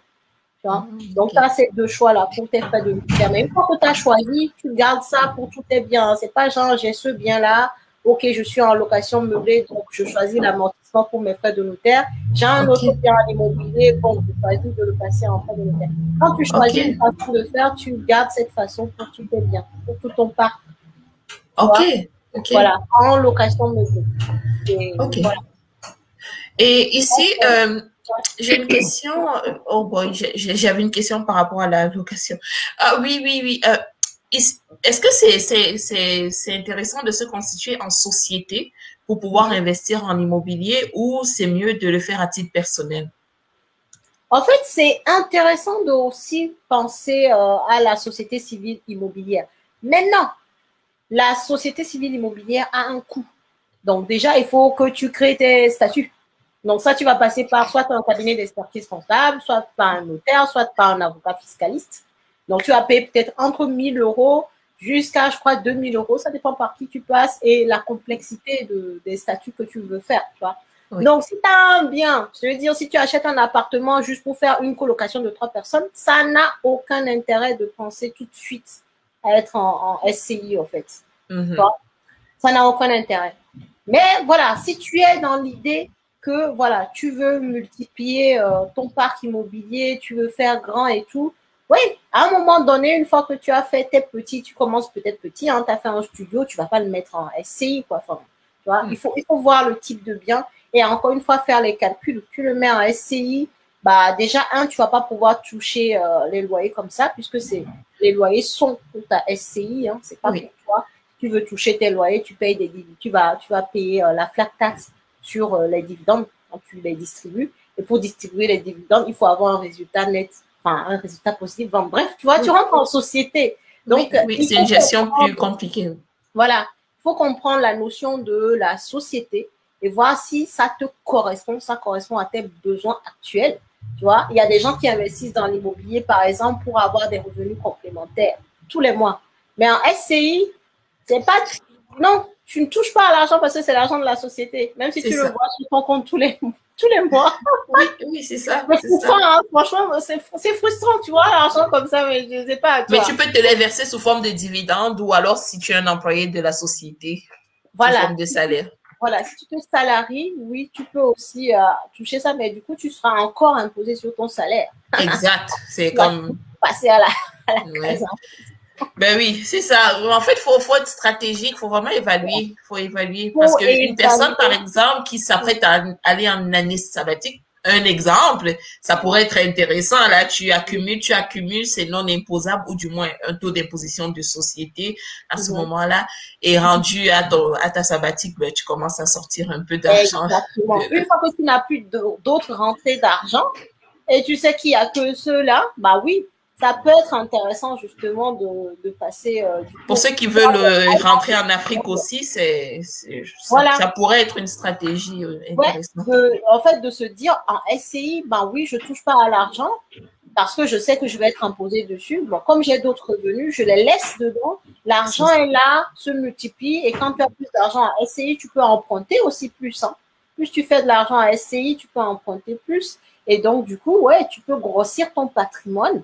Et ensuite, maintenant, une fois que tu délaisses tes autres emplois, bah voilà, tu commences à prendre des dividendes ou tu te salaries clairement dans ta SCI. Et puis voilà quoi. Ou même il y en a qui font, ils se salarient, ils prennent un tout petit peu de salaire et ensuite ils se versent des dividendes. Tu peux faire les deux. C'était sous in fine, en fait, c'est à toi en fait. Mais c'est juste que c'est une autre façon de. On veut différer l'impôt le plus possible. C'est ça. On n'aime pas payer ça, l'impôt. J'ai une question ici de Nelly qui demande, conseillez-vous d'être propriétaire avant d'investir ou c'est l'inverse? La question qui tue. Oh là là, je l'ai à chaque fois, ça ne loupe pas. Et ma Oui, réponse ne change pas. Ça dépend de toi. faut faire les calculs. Moi, je dis maintenant, il faut faire les calculs parce Il que faut faire les calculs. Il n'y a que ça de vrai. Et bon, après, je ne vais pas te frustrer en te répondant que ça. Je vais aller un peu plus loin. Par exemple, je donne juste un exemple.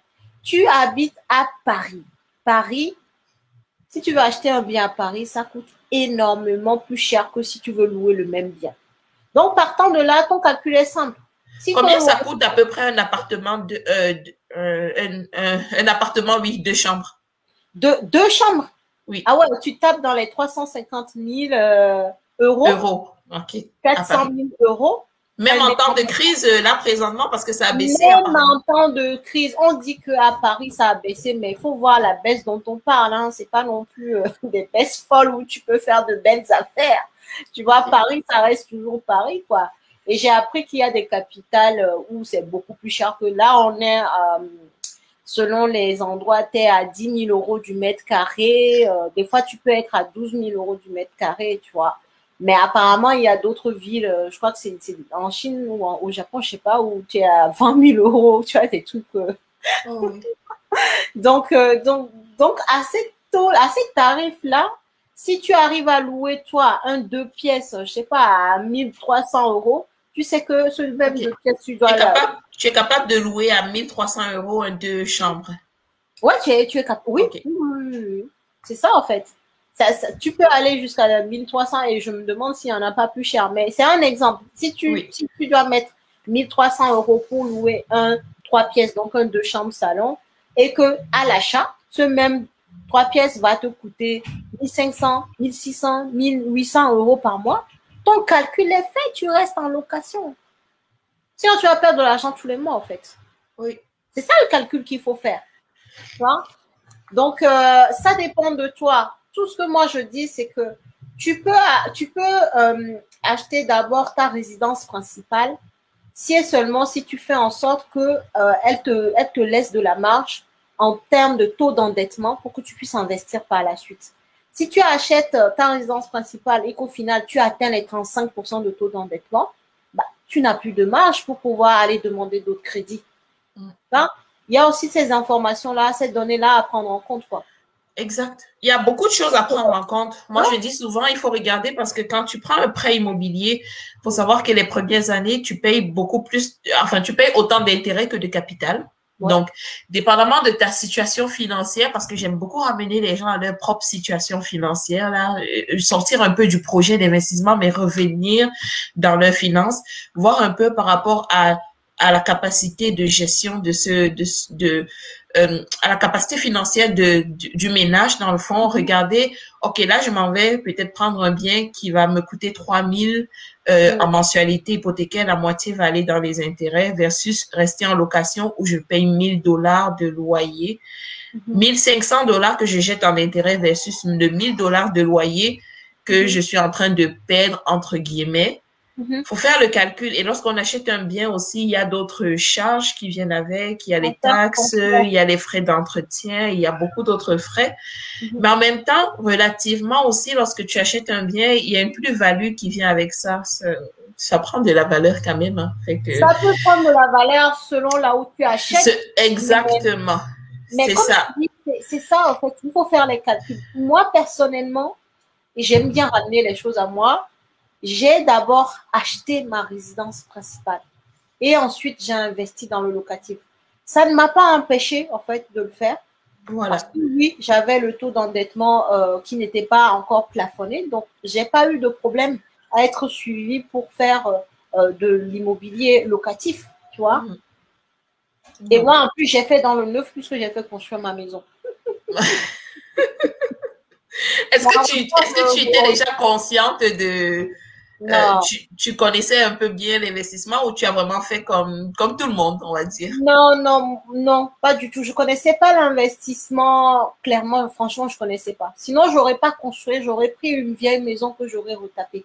Ah oui? Parce que je sais que, oui, une vieille maison que j'aurais retapée, déjà, je l'aurais acheté très bas en termes de prix. Donc, je l'aurais rénovée et je sais qu'à la sortie, j'aurais une belle plus-value. Parce que, en fait, un bon investissement se fait à l'achat. Il faut même pas se tromper là-dessus. Plus tu achètes au top, c'est-à-dire que tu achètes au plus bas du marché, tu fais de belles affaires, mieux c'est pour toi pour le futur, quoi. Donc, un bon investissement, c'est vraiment à l'achat. Et Oui. quand tu achètes du neuf, très souvent, c'est pas le bon. Hein.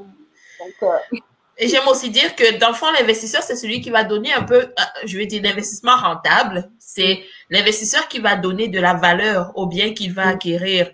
Sinon, en général, tu achètes comme les autres et en général, la rentabilité n'y est pas vraiment.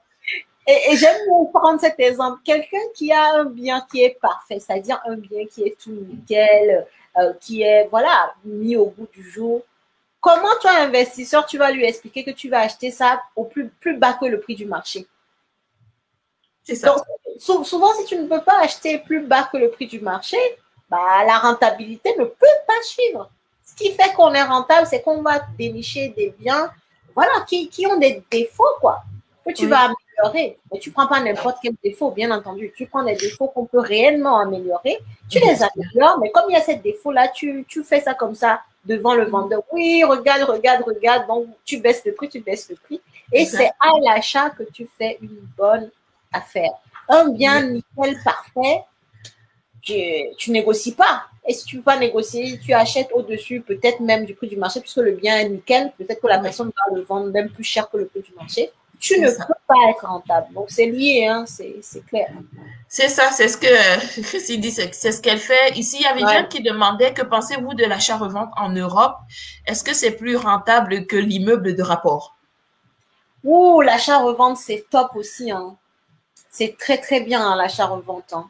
Maintenant, tout dépend de là où tu fais ton achat-revente, quoi, tu vois. Est-ce que c'est un secteur où les prix au mètre carré sont élevés? Tu vois? Si tu fais un achat-revente dans un périmètre où tu es peut-être à 1500, 2000 euros du prix au mètre carré, c'est pas assez élevé, quoi. Et quand tu veux faire de l'achat-revente, il faut bien cibler les zones où tu veux la faire. Enfin, mais c'est une très bonne façon de se diversifier. Par contre, moi, le bémol que je trouve à l'achat-revente, c'est que ça te ramène de l'argent, mais tu n'as pas de patrimoine. Hein. Tu n'as rien à transmettre. Hein. Donc, soyons clairs. Si c'est juste tu C'est veux du ça. cash, c'est sûr que l'achat-revente est mieux même que d'avoir un bien qui va te ramener Ah oui, c'est un sûr. loyer. Voilà. Parce que Avec trois achats-reventes, quatre achats-reventes par année, tu as assuré un salaire, là. ah oui, oui, oui, tu assures même beaucoup, même plus qu'un salaire, indépendamment de ce que tu fais comme achat-revente. Mais ça reste du cash, il n'y a pas de patrimoine derrière. C'est pour ça que je dis que c'est une bonne façon de se diversifier. Oui. Même ceux qui font de l'achat-revente, ils font aussi de l'investissement patrimonial à côté, quoi. Exactement. Il faut savoir que ça correspond aussi à des types d'investisseurs différents. Hein. Je pense que chaque investisseur a un profil d'investisseur différent. Et donc, quelqu'un qui a peut-être plus de temps à accorder à son investissement aura, et une personne qui a plus de temps, une personne qui aime ça, les rénaux, une personne qui est à l'aise avec peut-être la décoration d'intérieur. Enfin, il faut vraiment voir c'est quoi son profil d'investisseur. Je pense que c'est important aussi. Ne pas aller vers quelque chose juste parce que c'est rentable ou juste parce que c'est à la mode. Il faut faire attention à ça. C'est clair. C'est clair. Mais ouais, pour répondre à la question, l'achat-revente en France, ça marche très, très, très bien.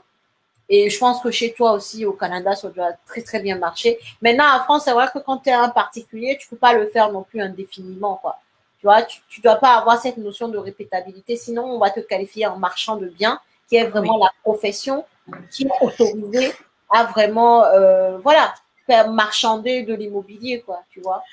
Sinon, en tant que particulier, tu peux pas faire, genre, tu te lever et dire, je fais 2, 3 achats-reventes par an, c'est pas possible. Maintenant, on va voir que tu as déménagé. Dans ce cas, on va te l'imposer. Ici, tu peux le faire, mais c'est juste qu'on va te l'imposer comme un investissement que tu es en train de faire.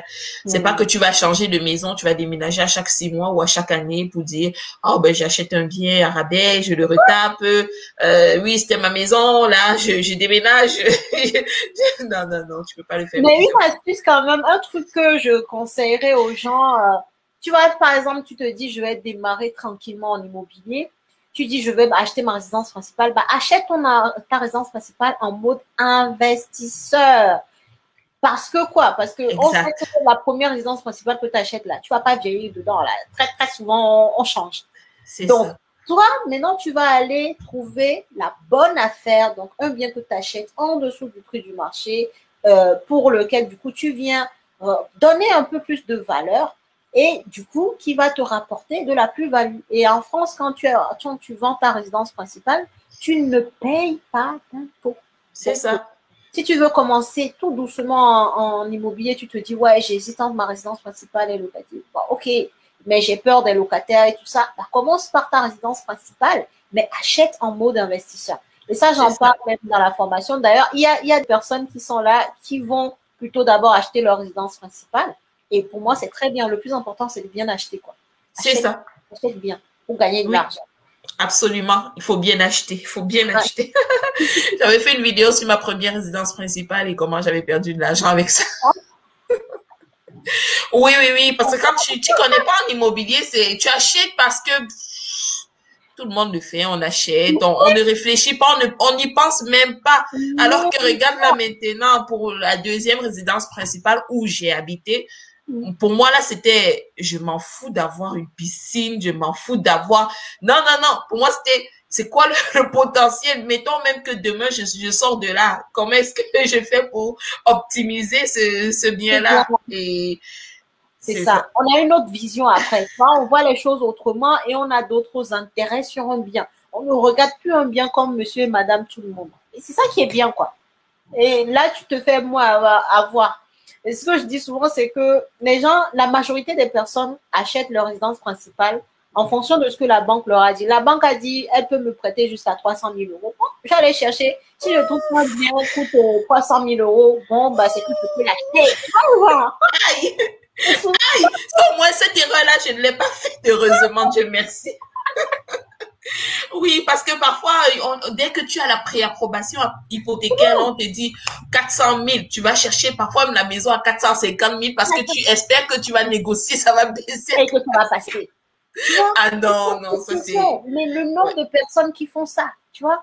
Et en fait, elles vont visiter le bien. La banque a dit que je peux emprunter jusqu'à temps. Donc, elles vont chercher un bien qui correspond à la fenêtre ouverte par la banque. Et puis, si le bien, elles vont coup de cœur. Voilà, ça, c'est encore autre chose. Waouh, coup de cœur, c'est trop beau. Et puis, elles vont acheter ça. Elles vont pas se poser la question, est-ce que j'achète au prix du marché? Est-ce que j'achète un bien qui va prendre de la valeur? Donc, ça veut dire que j'achète dans quel quartier? C'est quoi? Comment a évolué le quartier? Enfin, bref. Bref. Et comme tu l'as dit, si la banque te dit je te prête jusqu'à 300 000, elle a dit je te prête jusqu'à 300 000. Ça veut dire le 300 000 là, c'est ton taux d'endettement. Tu es déjà à ta limite d'endettement. Donc si tu t'en vas vers là, ben, sois sûr qu'après tu pourras plus investir. Ça sera Voilà. compliqué pour toi. À moins de pas passer à d'autres stratégies. Et même là encore, parce qu'ici les biens, quand on parle quand on parle d'immeubles de rapport, donc les biens de 6 logements et plus, le financement est un peu différent. La façon dont on qualifie l'investisseur est différente de si tu achètes un bien de 5 logements et moins ou 4 logements et moins. D'accord. Donc, c'est un peu différent, mais n'empêche que ton ratio d'endettement est quand même pris en compte. Et si tu es déjà top endetté, ça te nuit, ça te nuit. Ça te nuit, c'est plus difficile que si tu as un peu de mou, quoi. Tu vois? Oui, et même, et même financièrement, quand je reviens encore à ton budget là, familial, si la banque a dit elle te prête maximum 300 000, c'est parce qu'elle a calculé tes ratios d'endettement, elle a vu quelle portion est-ce que ton habitation allait occuper dans tes dépenses mensuelles. Et donc, toi, si tu t'en vas, tu dis, oh, je cherche un bien rendu à 40%, enfin, ils vont même pas te le prêter, mais si tu étires trop ça, si tu étires, tu vas te rendre compte que même dans ton quotidien, après, tu auras du mal. Et tu vas te demander, et tu vas te dire, mais la maison, ça engloutit, c'est nocif, c'est nuisible, alors que, dans le fond, c'est toi qui t'es mise dans cette situation-là, parce que tu es allé vraiment à la limite, tu as étiré tes capacités. Donc, ça va se refléter immanquablement, ça va se refléter dans ton quotidien. Tu vas vraiment le vivre là. Quand tu vas commencer à recevoir les traites hypothécaires, tu vas comparer à avant, tu vas regarder toutes tes dépenses mensuelles, toutes tes charges. Et pire, si tu as un coup dur et que tu perds ton emploi ou des choses comme ça, tu vas vraiment le ressentir. Ah ouais, complètement. Mais oui, malheureusement, c'est ce que font la plupart des gens. Juste se baser sur ce que la banque a dit. Et puis, on va chercher un bien qui correspond à ça. Et puis, on se fait financer. Et on a zappé énormément de questions. Énormément de questions. Donc, voilà quoi. La formation sert aussi à ça, à ouvrir grand les yeux. Il y a Christine qui dit qu'il faut chercher les foreclosures. Les foreclosures, je pense que c'est quoi? Les saisies? Les saisies, hein?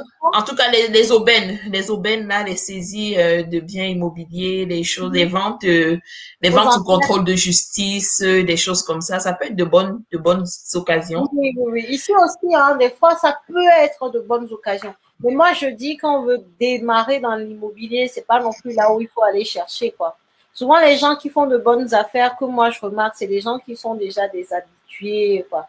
Parce que quand tu vas aux enchères, des fois, les gens se laissent porter par le truc. C'est juste par l'ambiance. Tu finis là, tu te rends compte que tu as acheté peut-être pire que si tu avais acheté ailleurs, c'est en temps normal. Pourquoi? Parce que tu as le prix auquel le bien va partir, mais ensuite, tu as les frais. Parce que chez nous, ici, quand tu vas aux enchères, ensuite, tu as les frais, quoi. Le commissaire-priseur, il faut le payer. Donc, il y a des frais qui sont en plus des frais de notaire par la suite que tu vas payer sur le bien. Bon, quoi. Et ensuite, pour se rétracter ici, quand tu prends des biens aux enchères, c'est pas du tout la même facilité hein, que quand tu achètes autrement. Donc, faut y aller, mais moi je dis attention. Faut bien se renseigner. Faut toujours bien se renseigner. Par quelqu'un qui a l'habitude. Qui a déjà fait. Oui. Comme je dis très souvent, il faut prendre les bonnes informations. Il ne faut pas y aller parce qu'on a dit que c'est là-bas qu'on fait les bonnes affaires. On a dit là, franchement, quand tu fais ma formation, tu arrêtes avec ça. Tu vas chercher les bonnes informations avant de faire ce que tu veux faire. Mais sinon, oui, on peut trouver de bonnes affaires là-bas, mais maintenant, il faut faire attention, quoi. Ok, super. Donc, allez-y avec vos questions parce que on a déjà pris du temps. Je vais juste prendre quelques petites. Il y a Joanna qui dit la connaissance, c'est le pouvoir. Elle est contente de s'être formée avant de se lancer. Je vous assure, ça vous sauve des milliers de dollars ou des milliers d'euros. Ça vous sauve du temps, de l'énergie, ça vous sauve beaucoup de choses. Beaucoup de choses. Ouais. Et on simplifie souvent le pouvoir de la formation, mais surtout pour des domaines comme ça où on investit tellement gros, ça vaut vraiment la peine. On s'apprête à faire des achats de 200 000, 300 000, 400 000. Ça vaut la peine. Investir 1 000 euros, 2 000 euros, même 5 000 euros s'il le faut. C'est important. Qu'est-ce que je voulais dire même? Tu vois, il y a des personnes qui pensent que comme je veux acheter ma résidence principale, je n'ai pas besoin de me former. C'est une erreur. Parce que comme on a dit tout à l'heure, la résidence principale peut être achetée en mode investisseur. Une résidence principale, il y en a même qui, par exemple, louent une partie de leur résidence principale, qui font en sorte de trouver une résidence principale qui va leur faire gagner de l'argent tout de suite. Mais ça, je le laisse pour, en tout cas, ceux qui sont dans la formation, ils le savent parce qu'il y a une personne dans la formation qui l'a fait. Qui l'a fait ce que je dis là. Tu achètes la résidence principale, c'est souvent vrai pour les maisons. Tu achètes ta maison et tu peux gagner de l'argent tout de suite avec, par rapport à un critère. Bref, la résidence principale peut aussi gagner de l'argent avec. Donc, faites-vous accompagner, en tout cas, formez-vous même pour votre résidence principale. C'est toujours de l'argent que vous pouvez avoir, quoi. Dans l'immobilier, quand je dis investir dans l'immobilier rentable, c'est pas pour que du locatif. C'est rentable pour de l'achat-revente, du locatif pour ta résidence principale. C'est tout, quoi. Être dans le bon état d'esprit, avoir les connaissances pour toujours te dire que au sortir de ton investissement, tu gagnes de l'argent, quel que soit l'investissement dont on parle. Oui. Et aussi le fait de bien acheter le premier, même si c'est en résidence principale, ça te laisse une belle marge de manœuvre pour pouvoir continuer. C'est ça, c'est ça qui est très important. Ouais. Bah, moi, ça a été mon cas. Moi, je voulais ma résidence principale. À l'époque, on m'aurait dit n'achète pas. J'aurais même pas écouté parce que faut pas oublier, moi, bah, mes parents sont encore en Afrique et moi, je sais que mon père, ben, c'est quelqu'un qui a toujours acheté de l'immobilier. On sait que quand moi, mes cousins, quand ils finissaient leurs études, bah, on leur disait tout de suite, achète ton terrain, construis. Donc, limite, j'ai même répété ça ici. J'ai acheté mon terrain, j'ai construit. Je me suis rendu compte que j'aurais pu faire autrement. Ah, ok. Tu as acheté d'abord le terrain et tu as construit quelques années plus tard ou non, en même temps? J'ai construit en même temps. Ouais, j'ai construit en même temps. Mais tu vois, on est quand même formaté par rapport à nos éducations, quoi. Oui. Donc, oui, acheter sa résidence principale, oui, moi, quelqu'un qui veut faire ça, bah, moi, je dis oui, vas-y si c'est ce qui te tente. Par contre, fais tes calculs si c'est ce qui est juste à faire. Et puis, achète une résidence principale qui ne couvre pas ton endettement, quoi. Exact. Ok, super. Fait que si vous avez des questions, allez-y rapidement dans le chat. On va prendre juste quelques questions. On va pas abuser du temps de Laetitia et aussi, bon, aujourd'hui, ici, on est férié, c'est le 24 juin, c'est la fête nationale du Québec. Oh, bonne fête à vous alors. Fait qu'on est férié, mais je sais qu'en France, vous, il se fait déjà tard. Ouais, 22h38 là, mes garçons. Voilà, 22h à vous donner. Bon, comment est-ce qu'on fait si on veut accéder à cette formation? Là, on est convaincu que on va tirer plein d'informations, on est convaincu que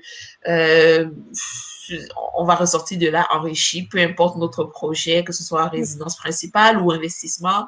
Comment est-ce qu'on fait? Mais avant de répondre à la question, il y a une dernière question ici de Viviane qui dit, la construction ne donne-t-elle pas de la valeur? Elle donne de la valeur, mais pas à la hauteur du budget dépensé, en fait. Tu vois?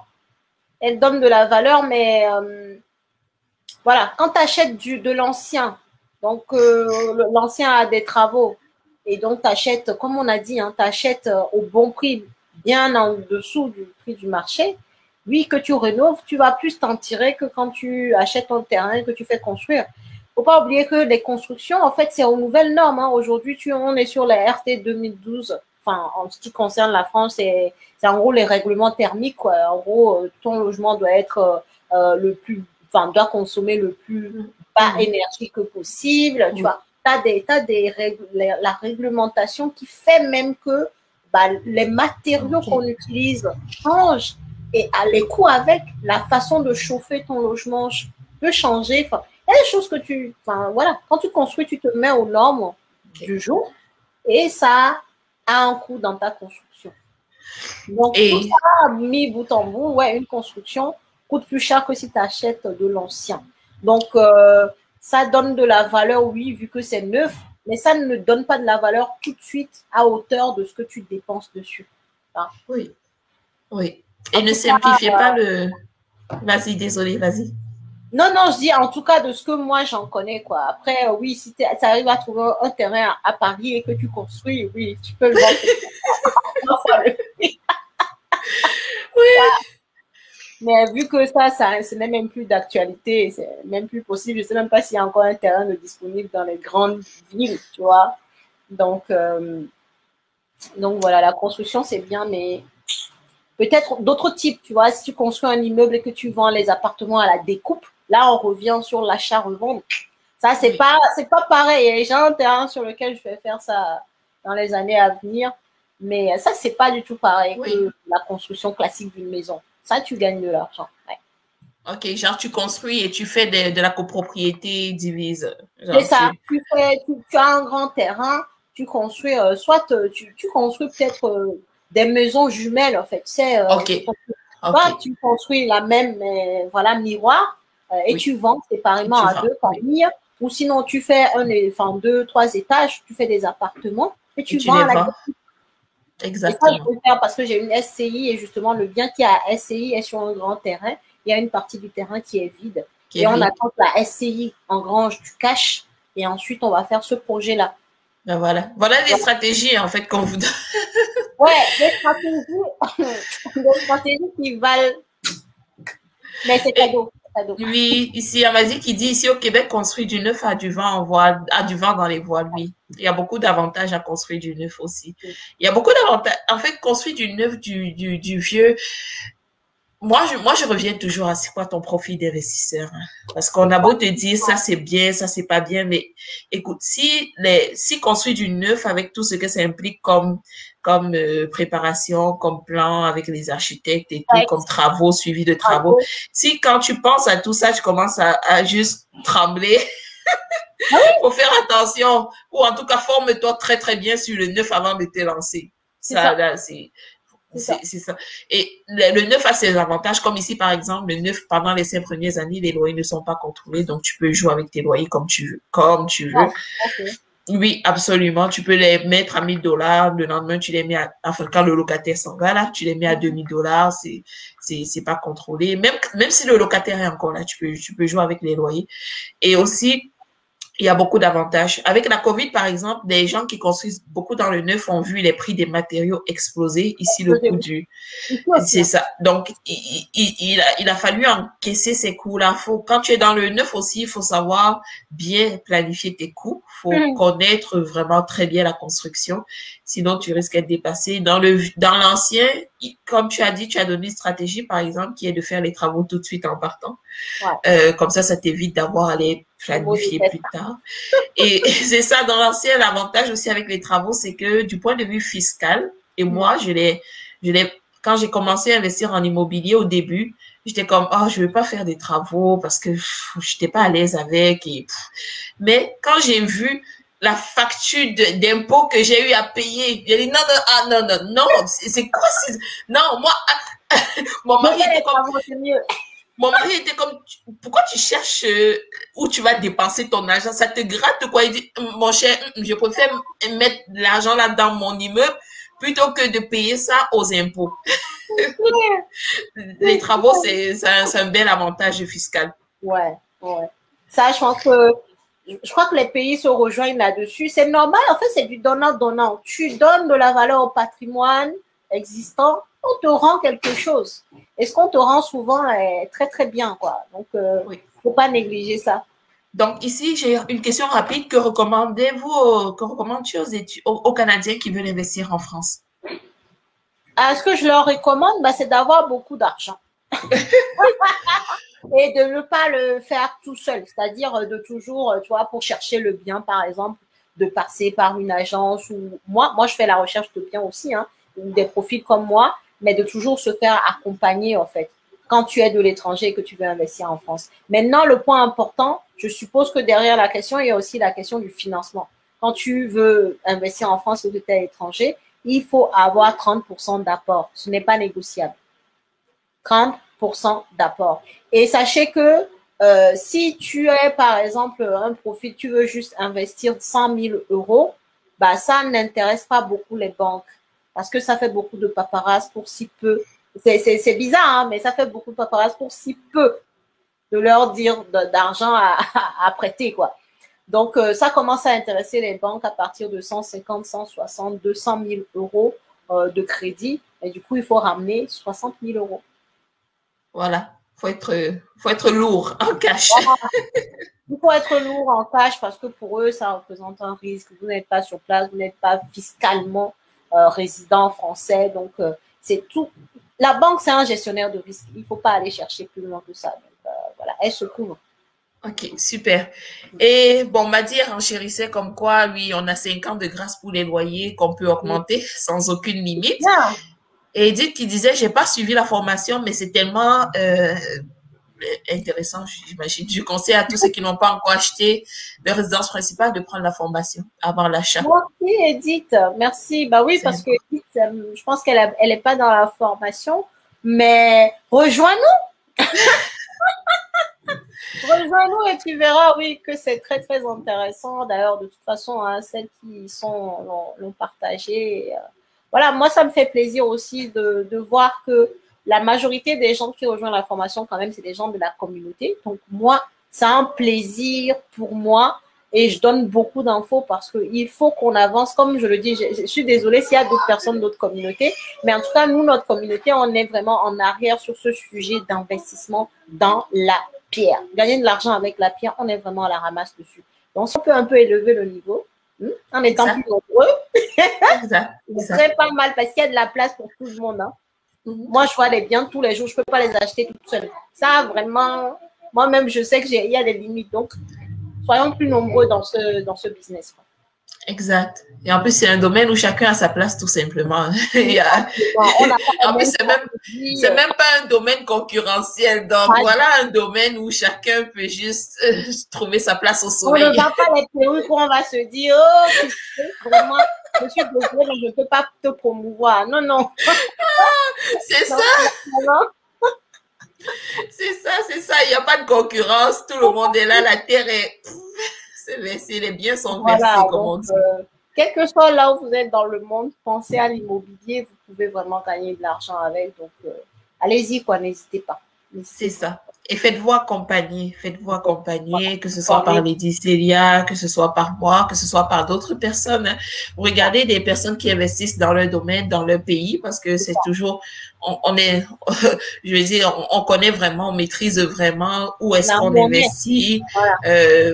C'est ça. Quelles sont les régions de tendance en France? Rapidement. Les régions de tendance, wow, toutes les régions sont bien. Hein? Ça dépend de la stratégie que tu veux faire, tu vois. Mais toutes les régions, tu vas pouvoir trouver des villes dans ces régions-là ou même des départements où tu vas pouvoir faire de bonnes affaires. Voilà. Mais voilà, en France, ouais, toutes les régions sont OK. Il n'y a pas de région tendance en soi. Parce que comme on a dit, tu as différentes stratégies dans l'immobilier, que ce soit de l'achat-revente, du locatif. Enfin bref, il y en a même qui font de l'achat de terrain, de division. Il y en a qui achètent des terres agricoles. Il y en a qui achètent des terrains pour faire de la location pour comment ils appellent les cars de camping là. Comment ils appellent déjà? Les places de les gens qui voyagent en voiture là. Oui. Je vois de quoi tu parles. Ouais. Il y a des gens qui, du coup, ont des parcelles et ils les mettent à disposition. Ils les mettent à disposition, oui. Voilà, qui viennent avec leur camping ou je ne sais pas comment on appelle encore ce truc. Mais bref, donc, il y a les stratégies d'investissement sont vraiment diverses. Il y a Nelly qui dit ville. Lille, est-ce que pourquoi il rit? Qu'est-ce que Lille a de... Oui, c'est bien. Pourquoi tu rigoles, Nelly? L'île, c'est bien. Le nord, c'est bien. L'ouest, là, je suis vers Saint-Malo, pour ceux qui connaissent. C'est bien. Je vois, là, je suis dans un Airbnb. J'imagine l'argent que se fait le propriétaire. Tu vois, maintenant, je vois les choses autrement. J'arrive dans un lieu, je dis, là, tu es dans un Airbnb en ce moment? Ouais, en ce moment, ouais. Donc, je me dis, l'argent que se fait cette personne, c'est bien situé, machin. Quand je sors, je regarde les biens vendus. Et l'immobilier est au top ici. Donc, voilà, là, je suis à l'ouest. Quand tu vas à l'est, c'est aussi bon. Toutes les régions sont OK, en fait. Maintenant, quelle stratégie d'investissement t'intéresse? Tu vas pas faire de l'achat-revente partout. Ça, c'est un fait. Donc, voilà, quoi. Ouais. Accompagnez-vous les gens pour l'Afrique? Non, malheureusement pas encore. L'Afrique, c'est un domaine c'est une suite logique pour moi. Mais c'est pas encore pour le moment. OK. Elle dit parce que c'est sa ville de cœur à Christine. D'accord. Christine jolie, OK. Elles sont en train de se blaguer là-bas dans les commentaires. Donc, l'île, c'est très bien. Hein. L'île, c'est très bien aussi. Mais aujourd'hui, OK. c'est vrai que pour trouver les biens rentables, bah, faut se lever un peu plus tôt, quoi. Parce que tout le monde sait quand les gens comprennent que là, c'est bien, c'est trop tard, quoi. C'est-à-dire, tout le monde se rue dessus. Maintenant, il faut trouver d'autres villes encore. Mais voilà, c'est pas mal aussi comme ville. OK. Et moi, j'ai une autre question pour toi. Est-ce que tu conseilles aux personnes d'investir dans des lieux, dans des centres urbains, des centres très urbains là, ou d'investir plus en banlieue de façon un peu plus reculée? Bah, en fait, pour démarrer, moi, je dis aux gens, investissez dans l'endroit où vous aurez le plus de rentabilité. Parce que moi, je trouve que c'est l'argent, des fois, ça peut motiver, quoi. Quand tu investis et que tu vois que l'argent rentre et que tu payes peut-être 300 euros de prêt, mais tu as 600 euros de loyer, des trucs comme ça peut être vraiment un motivateur. Donc, investissez en banlieue, en fait. Parce qu'en pleine ville, enfin, comme je disais, en plein centre de ville, grande métropole, c'est difficile de trouver. Quand tu trouves un bien même où tu as fait une opération blanche, comme on dit les gens, voilà, tout ce que le loyer que tu touches te permet de payer, de couvrir toutes les charges. Waouh, ça a déjà fait une grosse affaire. Oui, oui. Parfois Donc, même en centre urbain, il faut que tu injectes encore de l'argent dans le voilà, bien. c'est ça. La plupart du temps, même, il faut que tu injectes de l'argent. Donc oui, si tu veux démarrer et gagner de l'argent avec l'immobilier et surtout faire en sorte que la banque puisse te refinancer, parce que plus tu retardes le fait d'aller à ton taux d'endettement max, plus tu pourras investir. Tu vois. Mais si tu commences par les centres urbains où voilà, tu as un loyer, mais ça couvre à peine, bah, tu retournes voir la banque, c'est compliqué, quoi. Oui, mais c'est deux stratégies différentes aussi, hein. Faut voir ça. Parce que c'est sûr qu'en centre urbain, dans les grandes villes, pouf, les prix, pouf, ça augmente tellement vite Voilà. que il y a possibilité d'avoir une belle plus-value. Mais là encore, il faut déterminer c'est quoi la Mais stratégie qu'on veut faire. pour démarrer, non, moi je dirais quoi. Pour démarrer, sauf si c'est le seul bien que tu veux faire et que voilà.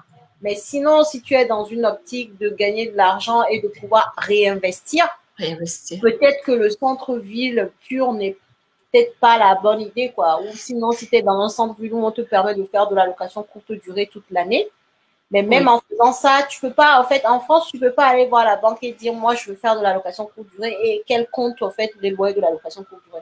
Parce que pour elle, la location courte durée, c'est pas quelque chose de fiable. Et OK. Covid l'a montré, hein. Oui. Donc, souvent, ils prennent le loyer classique, en fait, de ton logement. Et un loyer classique à Lyon ou, je sais pas, à Paris, peu importe, bah, par rapport au prix auquel tu payes le bien, tu n'es pas rentable du tout, hein. OK, je vois.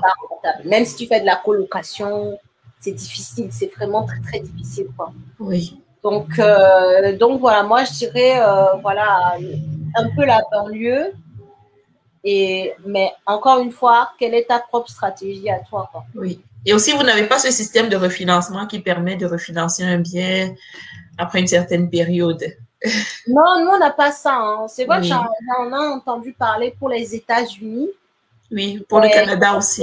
Le Oui. Canada, c'est pareil, d'accord. Oui, oui. D'accord, c'est Fait que tu super. peux sortir d'équité justement de ton bien à rendu à un Mhm, moment donné. Donc, tu sors une partie de la portion que tu as déjà mhm, remboursée sur ton bien mhm. et tu la sors pour faire ce que tu en veux. C'est top, Genre, hein? oui. Fait que tu peux la sortir pour réinvestir. Hmm, d'accord. Je crois qu'ils ont mis certaines règles avec le Covid.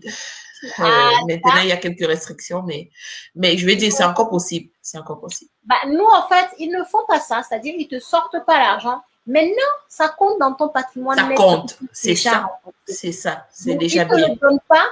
Mais si tu viens avec un autre projet où on voit que tu as déjà remboursé 50, 60 000 euros, ça va compter dans le jugement de ton dossier, en fait. Tu Ça fait vois? partie de ta valeur nette aussi. Ça Voilà, rentre dans ta valeur.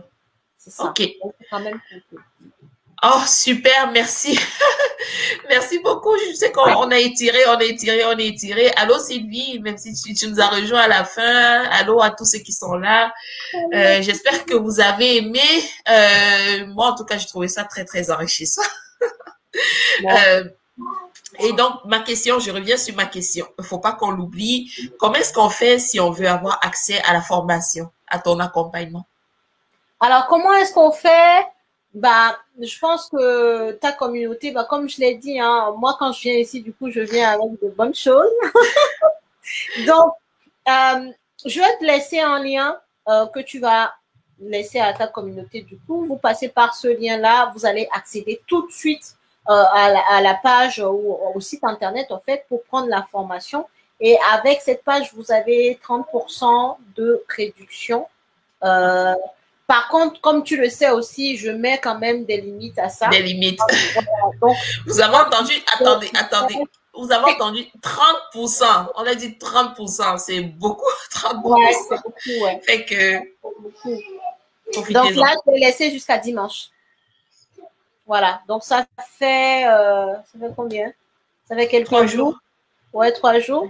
3 jours, 4 jours. Mais voilà, je pense que je l'ai laissé jusqu'à dimanche pour que les gens aient le temps de regarder et tu me diras. Hein, mais voilà, c'est une très très bonne promotion. Je crois que la première, j'avais pas fait ça. Hein, je crois que j'avais fait 10%, non? Oui, oui, c'était quelque chose. Oui, je pense que c'était 10%. Quand j'étais passée, je crois que j'avais fait 10%. Donc, allez-y, profitez-en. Et vous avez des facilités de paiement, en fait. Genre, vous avez 30%. Mais par contre, je crois que vous pouvez aller jusqu'à 4 prélèvements, en fait. Voilà, 4 paiements. Okay. Voilà. Donc, ce qui est pas mal, ça étale la dépense sur les mois. Donc, si la formation vous intéresse, allez-y. Vous allez cliquer, vous prenez la formation. Vous aurez vos codes tout de suite.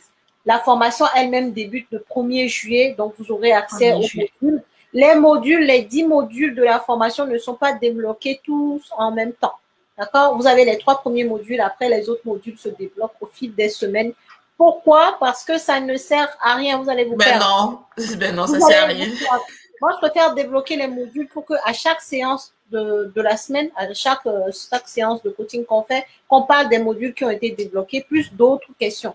Donc, si je débloquais tous les modules, ça serait trop un bazar, en fait, et vous n'aurez même pas le temps de bien lire, voilà, faire les choses par étapes, quoi. Donc, voilà, en fait, vous allez tout simplement sur le lien et vous profiterez des 30% qui ont été mis sur ce lien-là.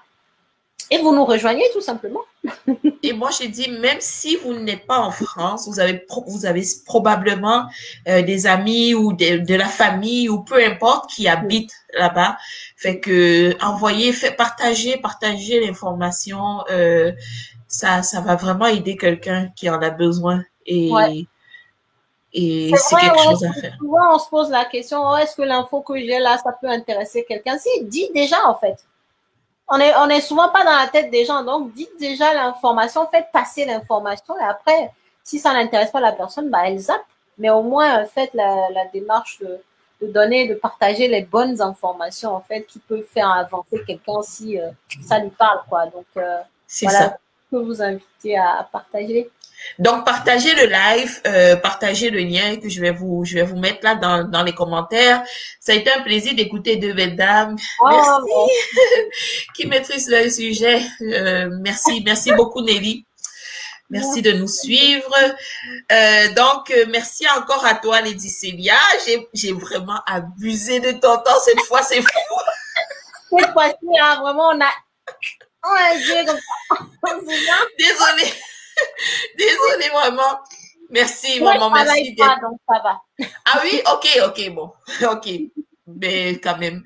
Donc, merci encore vraiment de nous avoir entretenus ici. Merci pour tout ce que tu fais pour la communauté. Moi, je n'ai que des bons retours. On a eu 3 personnes ici dans le live, 3 ou 4 personnes même dans le live qui font partie de ta cohorte et qui ont témoigné ouvertement de la qualité de la formation, de la qualité de l'accompagnement. Et à ta chaîne YouTube, désolée, je suis enrhumée, donc je parle, j'ai du mal à respirer. Et à ta chaîne YouTube, qui est bondée d'informations. Tu es sur Instagram, tu es sur Facebook. Très facile de te rejoindre, de communiquer avec toi. Sur LinkedIn aussi, franchement, sur LinkedIn. Le seul réseau où j'ai pas testé encore, ou même 2, c'est Twitter et TikTok. Bon. TikTok. J'ai pas encore bien compris ces réseaux, donc j'y suis pas. Et Snapchat? Tu es sur Snapchat? Oh non, ah bah oui, il y a aussi ça. Il y en a trop. Faut choisir ses combats. Je ne suis pas sur ces réseaux-là. Donc voilà. Donc merci encore à tout le monde et à la prochaine. Merci beaucoup à tout le monde. Hein. C'était un plaisir d'échanger avec vous. Merci à toi, Lady Célia. Merci. Bye. Salut.